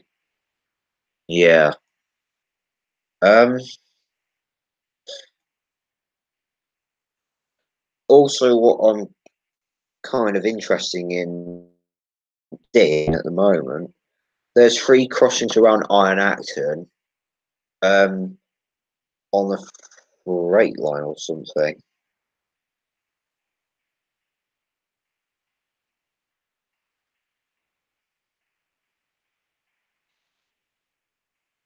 Which is near to Yates. Iron Acton.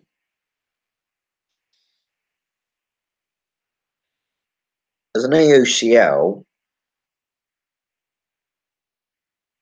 here, which is like Ham Hall.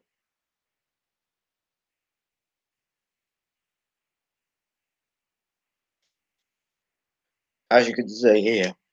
Here you go.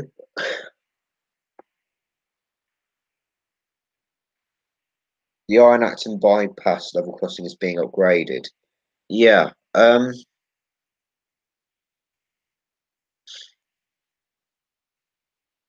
I don't know what's happening to this one though.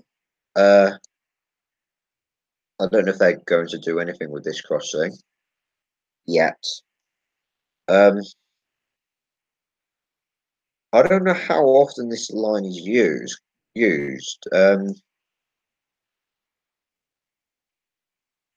I wouldn't. It doesn't look like it's often used. I think it's. Um, I think it's only used like occasionally. So that's it. So that's the Iron Acton bypass. I think this is Iron Acton bypass. Um,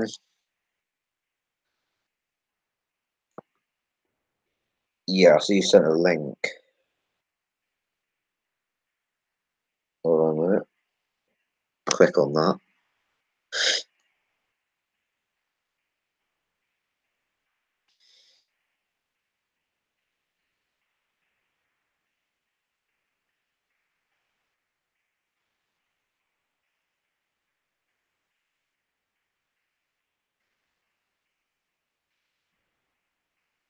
Yeah, it's interesting. Um, I can see a barrow resting on the floor there. Looks a bit wrecked.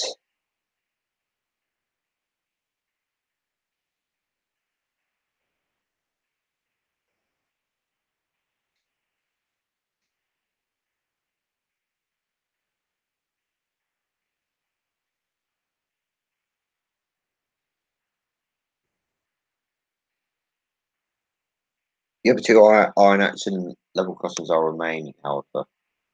Yeah, okay. Um,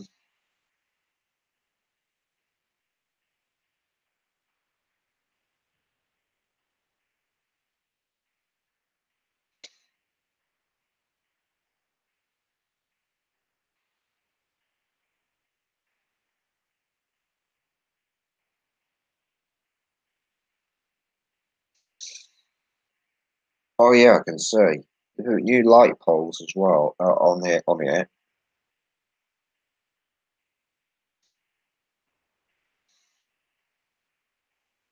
I see. Yeah, I see.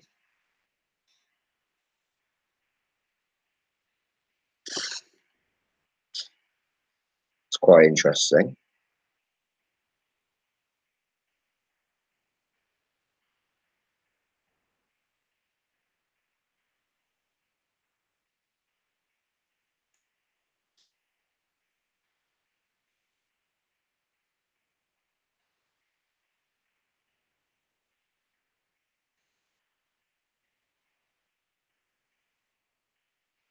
And that's some other crossing. Don't remember the actual name of this one, but in April 2017, it had Field and Grants with no alarm, and Purely Rouser just messaged me. What has he said?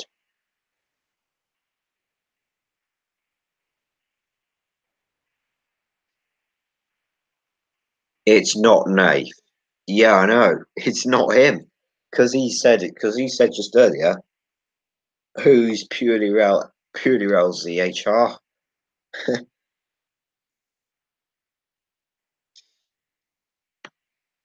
Letty Jack's trains.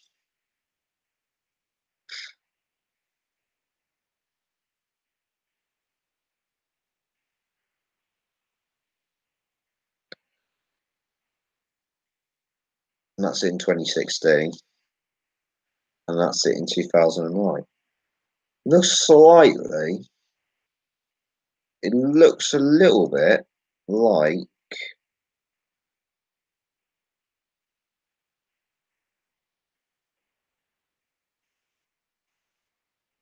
this. Kind of reminds me of Morton on Love on this side, or Tram In, a little bit. Mainly because of the light borders are like stuck on instead of clipped on or screwed on.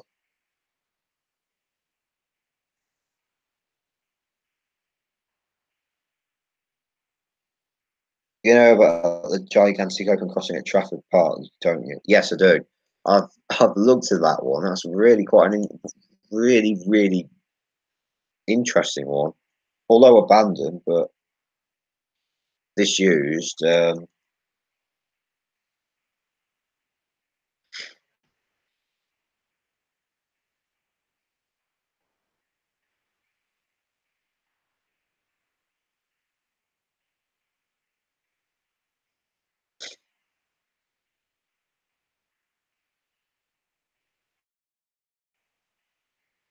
Just waiting for the screen's gone black. Kind of like Totem Depot. Yeah, it's a little bit, yeah. Except apart from the fact it's only got one track going through it.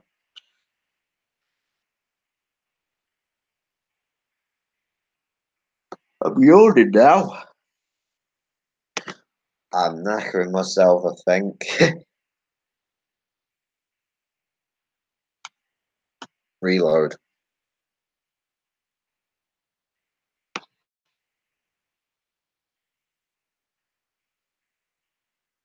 And yay, it's the last week before break up to the summer holidays.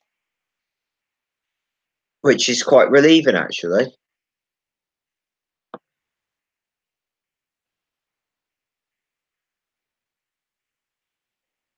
I want to stick. I just want to break off school, man.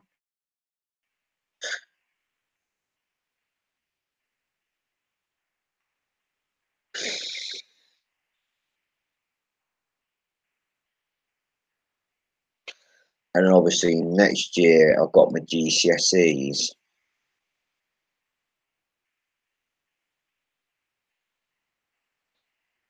which I'm not overly looking forward to, but I've got to get out of the way. Yep, finish year 11. I'm the next one to go because I'm still currently in year 10. About to enter year 11 though in September.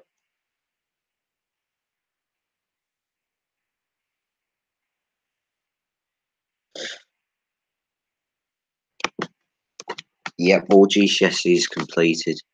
Um, what's a little bit frustrating though, like when I come back, there's like I've got like a mock test like a week after I come back, which is really quite uh, which is a little frustrating because you just had let's say you had a 6 week holiday and then you come back to find you've had a test in a week, and then you come back and remember you got a test a week after. Hello to Gareth Mackay. Hope you're doing fine.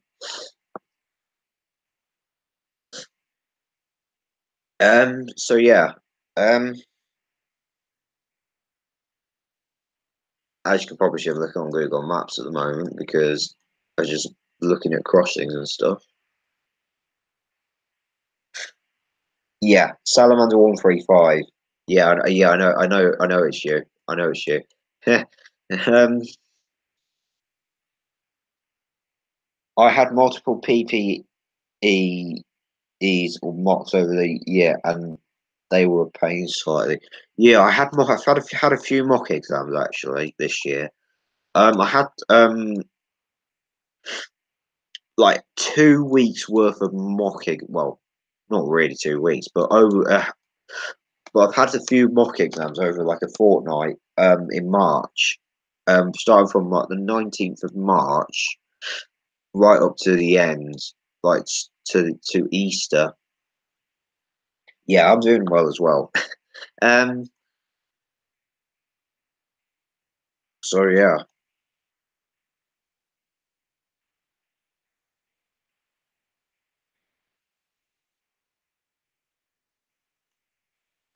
just a random question. What's your favourite type of level crossing? And this is a question out to everyone watching this. If you, what your favourite type of level crossing is in the UK?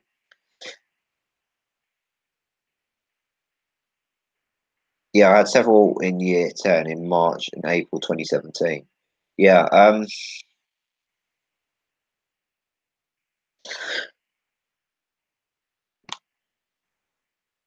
AOCL and AOCR. That's fair plays actually. AOCR, I'd say definitely. If if it was to become with like open level crossing, because there's only two. There's only two AOCRs in the UK. Well, technically one. Well, I think there's Rosary, or whatever you pronounce it, which is the only one on the main line, and then there's one at Pickering, I think.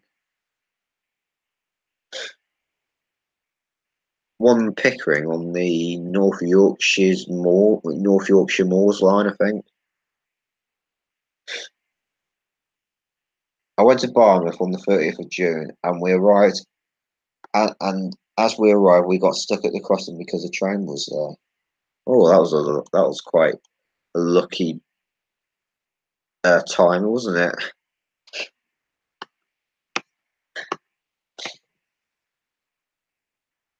Oh, Pickering's an AOCL with driver's crossing indicator lights. Oh, right, okay.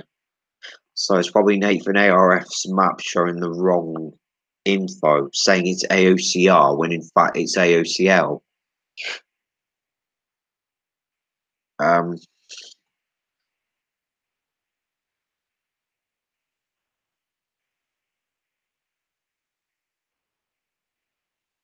Yeah, Rosary. Is it? Let me just confirm. Is it pronounced Rosary or Rosary or something else? I'm really keen to find out what it's actually whether it's actually pronounced.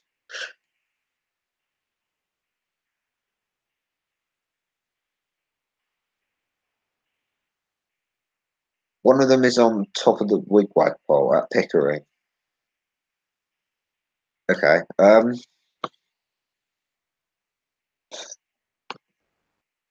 Let's search here. Pickering.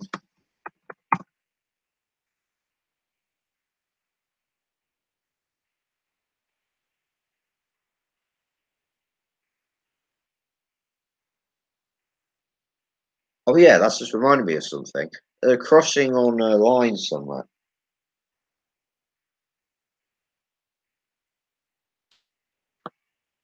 Rosary.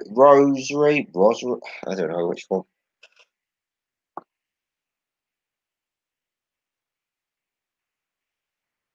Right, you think it's pronounced Rosary? Yeah, Pickering's also recently had the lights and alarms renewed. What's your least and best favourite crossing you visited? Um, well, that's quite a difficult one when it comes to favourite crossings. Um, ooh, well, that's really hard. That's a really tricky one. That is. Um, I don't really know at the moment. I don't really have a most favourite crossing. Uh,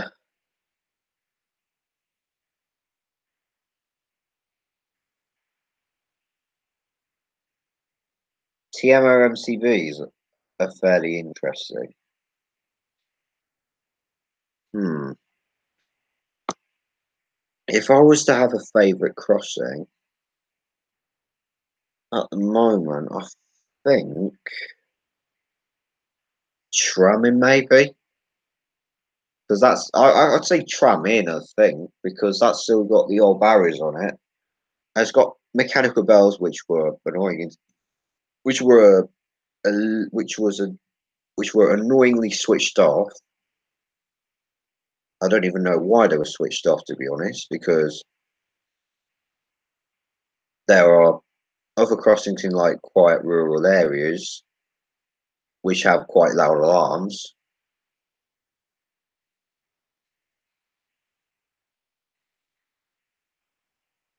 Have you heard of Bicester Eastern Perimeter Road level crossing? Yes, I have. But I call that one Charlbridge Road crossing. Um, I call it Charlbridge Road crossing level crossing. Charbridge Road, sorry.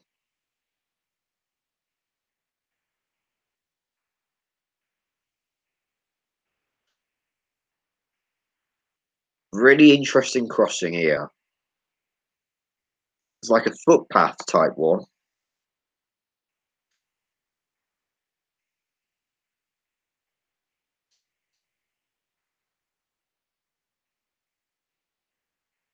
Like Charbridge Lane. Sorry. Yeah. What's interesting? It says Bicester Eastern Perimeter Road, but but it also says Charbridge Lane, as you can see there.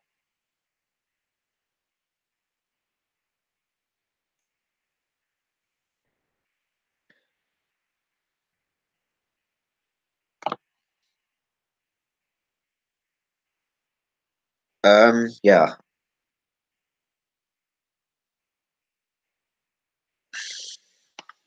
I don't know what's going on. I don't know how often this crossing's used, but I wish I could go there and catch a closure there because it's very interesting looking crossing. So you've got basically a four barrier like crossing like a normal one, but with skirts, like in Northumberland. But then you've got like a pedestrian one next to it, which is really interesting. And also, if you have, I don't know if you've noticed this, But if I go here, oh, hold on a minute. It had halogens in 2011 and LEDs in 2011, so it was upgraded in 2011. It's on a freight line, yeah. It's on a freight line, yeah. What's really weird is that there's a barrier mechanism there. Looks like a new. I'd take that's a new one. I'd say that's probably one sort of waiting to be fitted, but it never got installed. Look, it's been there for ages. Yeah, I'm really interested to know what the sequence would be like.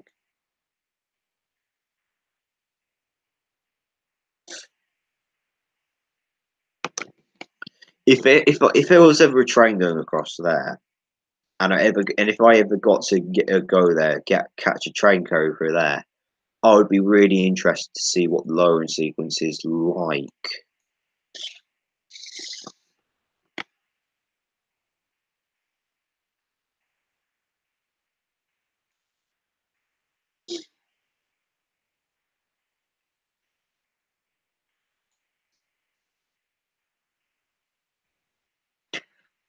And for a crossing like this, you literally can't think, you don't even know how it's going to operate, how the sequence looks like. I don't even know how it works myself.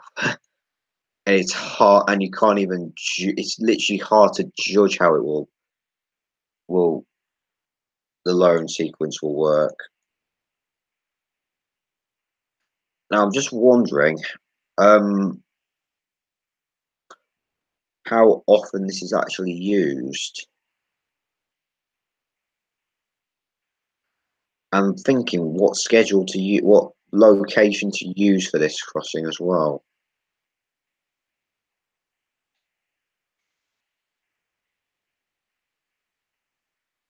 And I've heard apparently they say they want to open this line to like passenger services.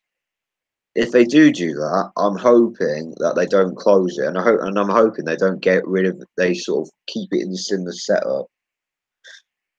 It's a TMOMCB with drivers crossing indicator lights. Yeah, yeah. I can see that. Yep.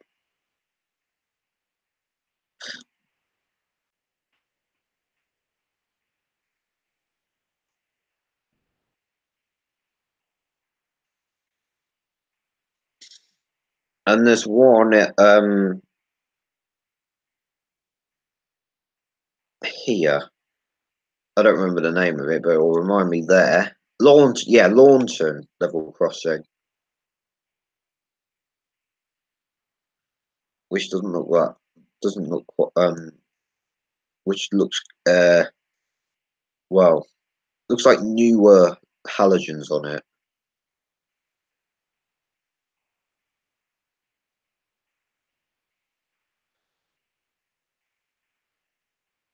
Okay,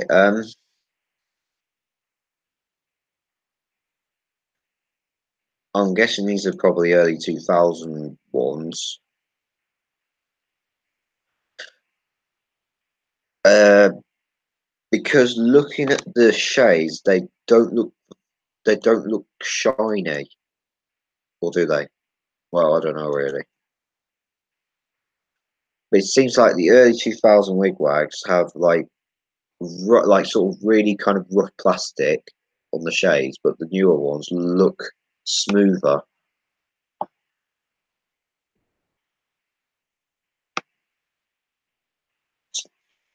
So if passenger trains use the line, they'd have to stop and activate it before proceeding. Yeah. Yeah.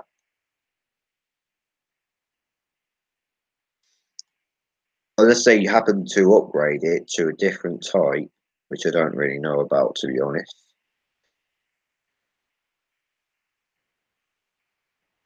But but what I've read in a railway signalling handbook that I have, saying it saying that it plans to reopen it to rail traffic. Um, Although I don't know if that's going. I don't. Well, although they, I don't know when that's going to happen though.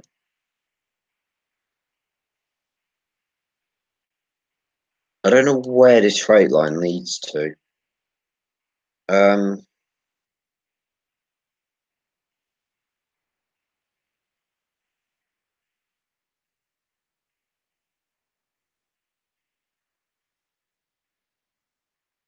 so it looks like goes into a single track.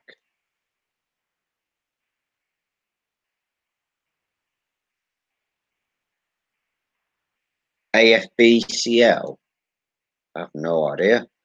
But when it gets to this bit, it's all basically abandoned. Look, you can see here there used to be an AOC here, which is being taken up. Apart from the driver's indicators are still there though. And in 2009, the equipment is here. Hello to Jake Hallow as well.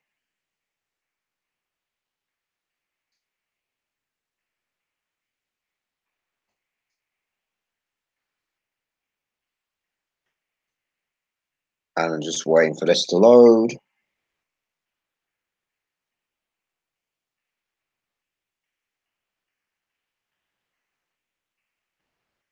Might need to switch to my phone because my iPad's running low on battery.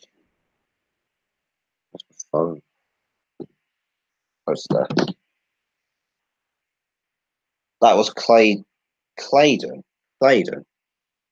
Claydon level crossing. I thought there was another crossing called Claydon somewhere. Oh yeah, Claydon crossing. What? Wait a sec. Is that? Is that another alarm I just saw there?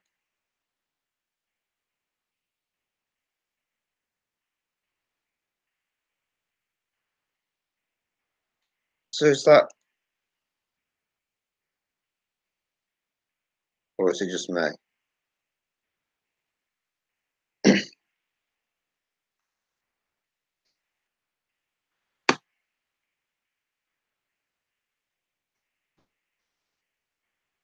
Looks like an alarm there to me.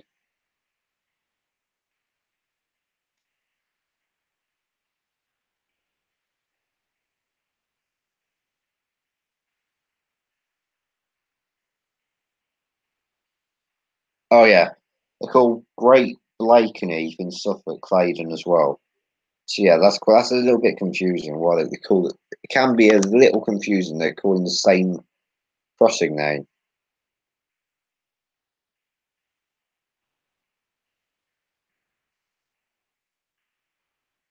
Yeah. Claydon, not Clayson. Clayd. I've done it again. Clayson, not Claydon, not Clayson.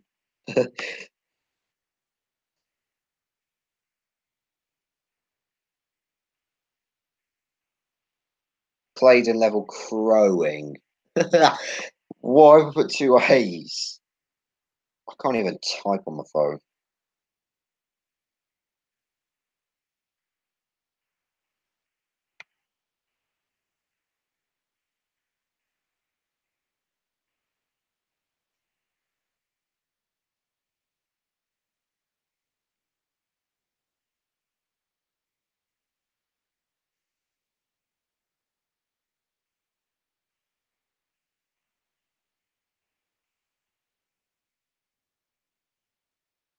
Yeah. Um.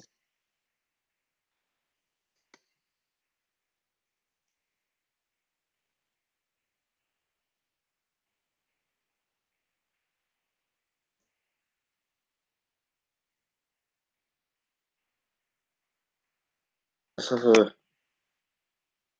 Oh,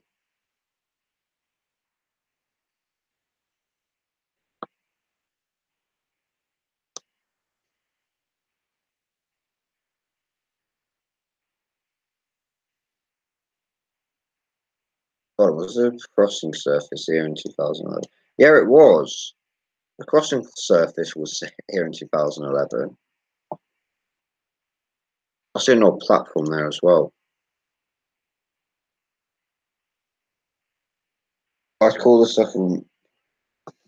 I call the stuff on Great Blakeney.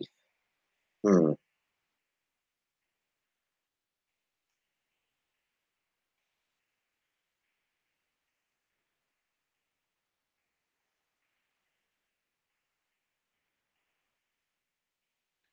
Yeah.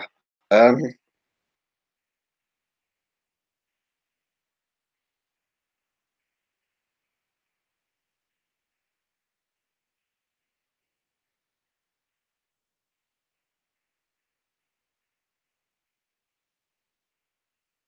Now we're looking at the Cotswolds line. So Worcester to Oxford,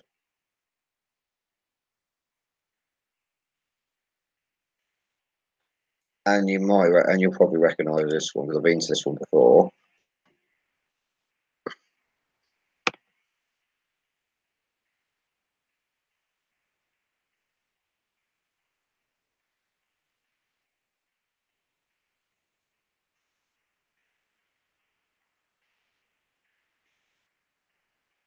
This Claydon was originally a double track AHB. Oh, okay, cool. So I take it was converted to AOCL at a later date with one track, I'm guessing.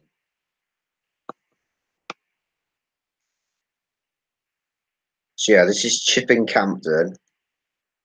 I need to revisit it at some point. Been a while since I've last been here. January last year was the last time.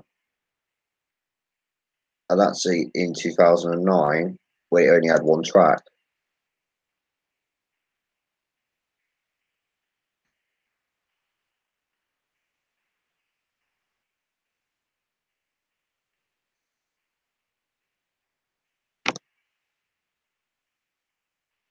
Oh yeah, had the another train coming. The display boards. What is a phone on the drivers of large also vehicles sign as well. Singled and downgraded to AOCL in the late 80s. I was a crossing Wales that was downgraded to a footpath crossing. Um, Forden, Forden, it's near to Welsh Pool, which was downgraded into a footpath. Um, AOCL, not AOCL, sorry, footpath crossing in 2014, I believe. I don't know why they did that though.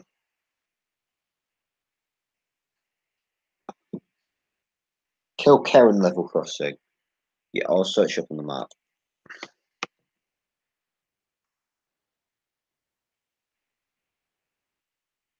That's an interesting one. Oh, wait. I'm in the wrong one.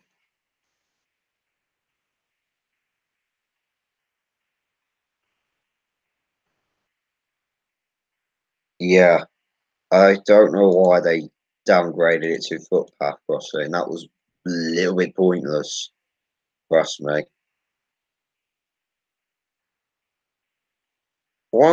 I don't really see why they downgraded it to footpath crossing. They might as well have just left it left it AOCL, or maybe just upgrade it to AOCL plus B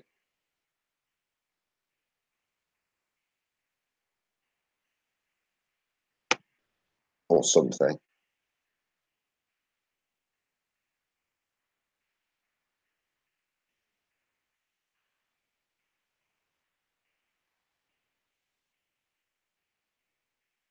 Really frustrating they downgraded it to a footpath crossing, to be honest. Because I find footpath crossings just boring when they have no warning lights, just boring old signage.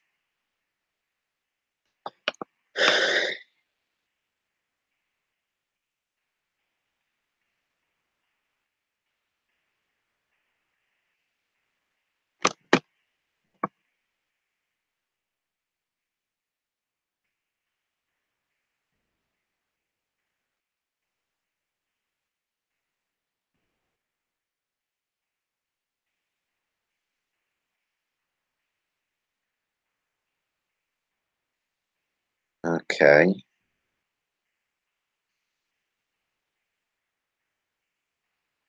we're in the right place. You think I am? Need to find the line though, firstly. So I need to. Ah, there it is, I think.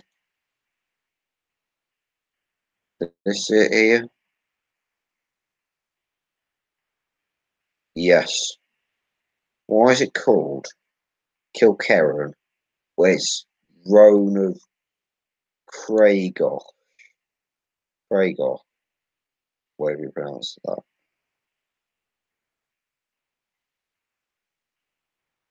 There it is.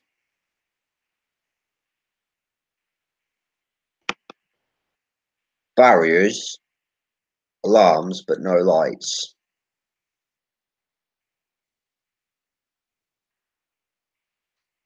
I'm going to switch to my phone now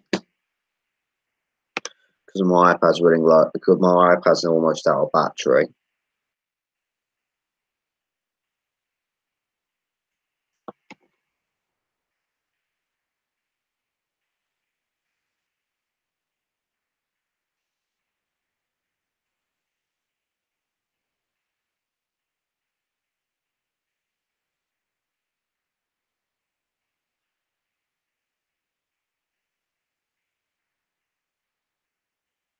Like the soon-to-be previous Broom Fleet, yeah.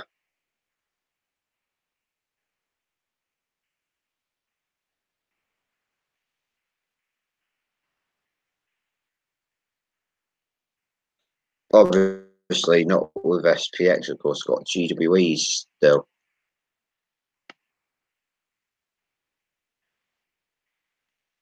Interesting little crossing there.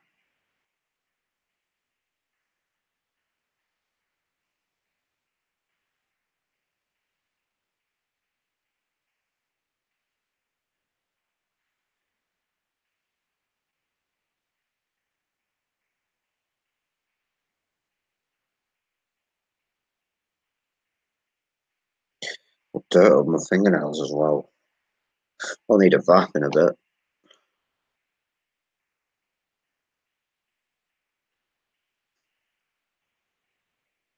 Um, well, I'm not going to watch the video whilst live streaming because I don't want to get a copyright strike.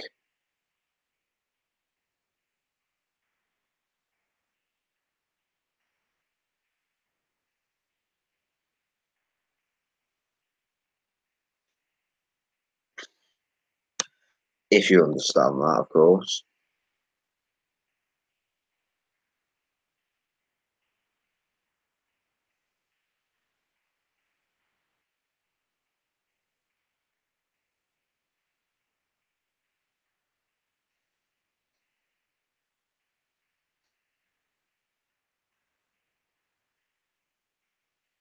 Have you seen old pictures of Horton Road from 1968 when it was installed? I've seen a picture of it from 1969 actually, because I've got a level crossing book, which has a picture of it. It's actually on the shelf on right in the room I'm in right now. I'll actually get that. I'll just show you it through from a camera.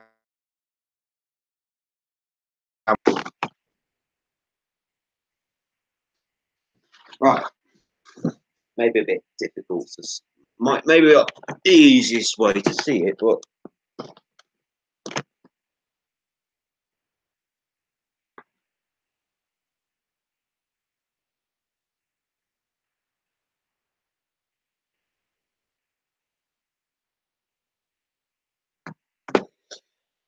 it was taken from the signal box. It was. So let's turn screen share off because you know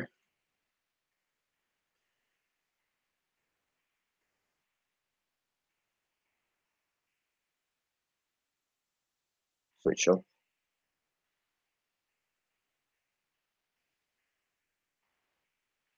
Just waiting for screen this to appear.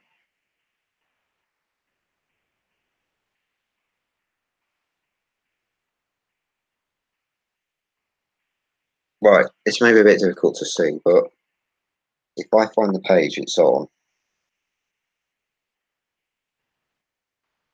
Oh, I got the book the wrong way around.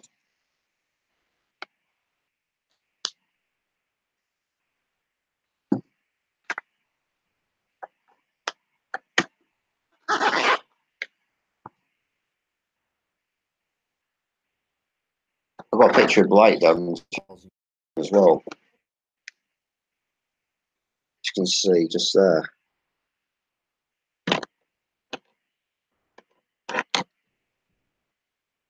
Yeah, and that's ACOR. AOCR. And there's Beverly in 1996 as well.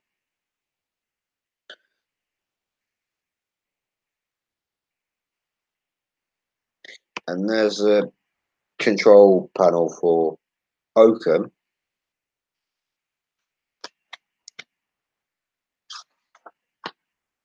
It's just a case, just a case of finding it first, wherever it is.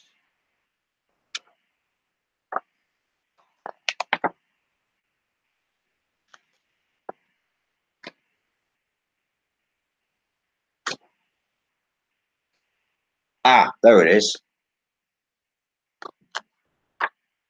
Those two pictures here.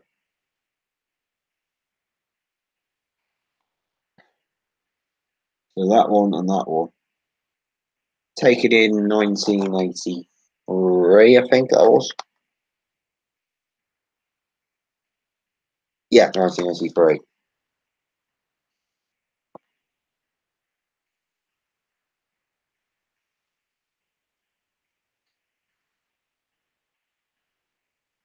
And on the image below, shows the shows it in double stain mode as well. That flashes on and off when it um as well. I think it says somewhere. I think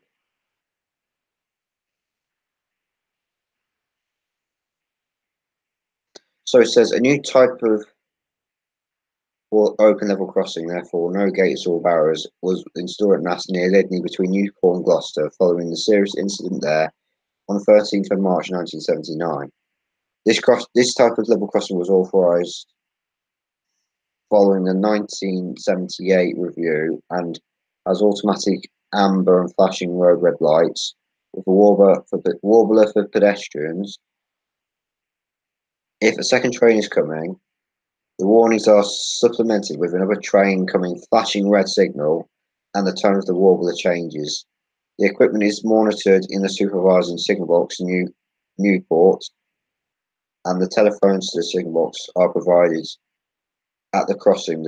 The crossings are known as automatic open crossings, local monitored AOCR, considered suitable for lines with train speeds up to 75 miles an hour. These photographs date from 30th of June 1983. Also got Lockington as well, and also got Hartlebury in 2007. So, and Thatcham and Lostwithiel is there.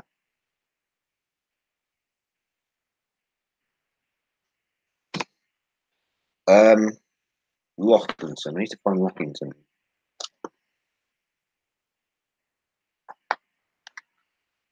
And there's Port Maddock in 1986. Okay.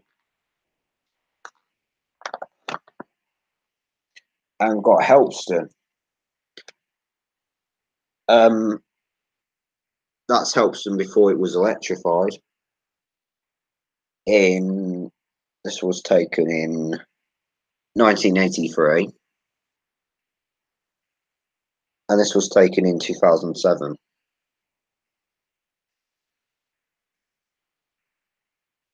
And this is Lincoln St Mark's crossing, in case you didn't know that.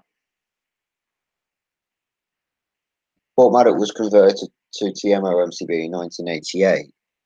Yeah. And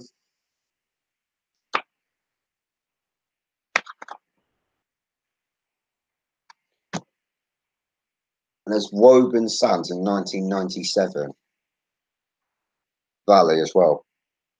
Okay, I'm starting to run out of time as well. So, and then I'll finally show Lockington before I finish off the stream because I haven't really got much time now. So there is Lockington in 1986.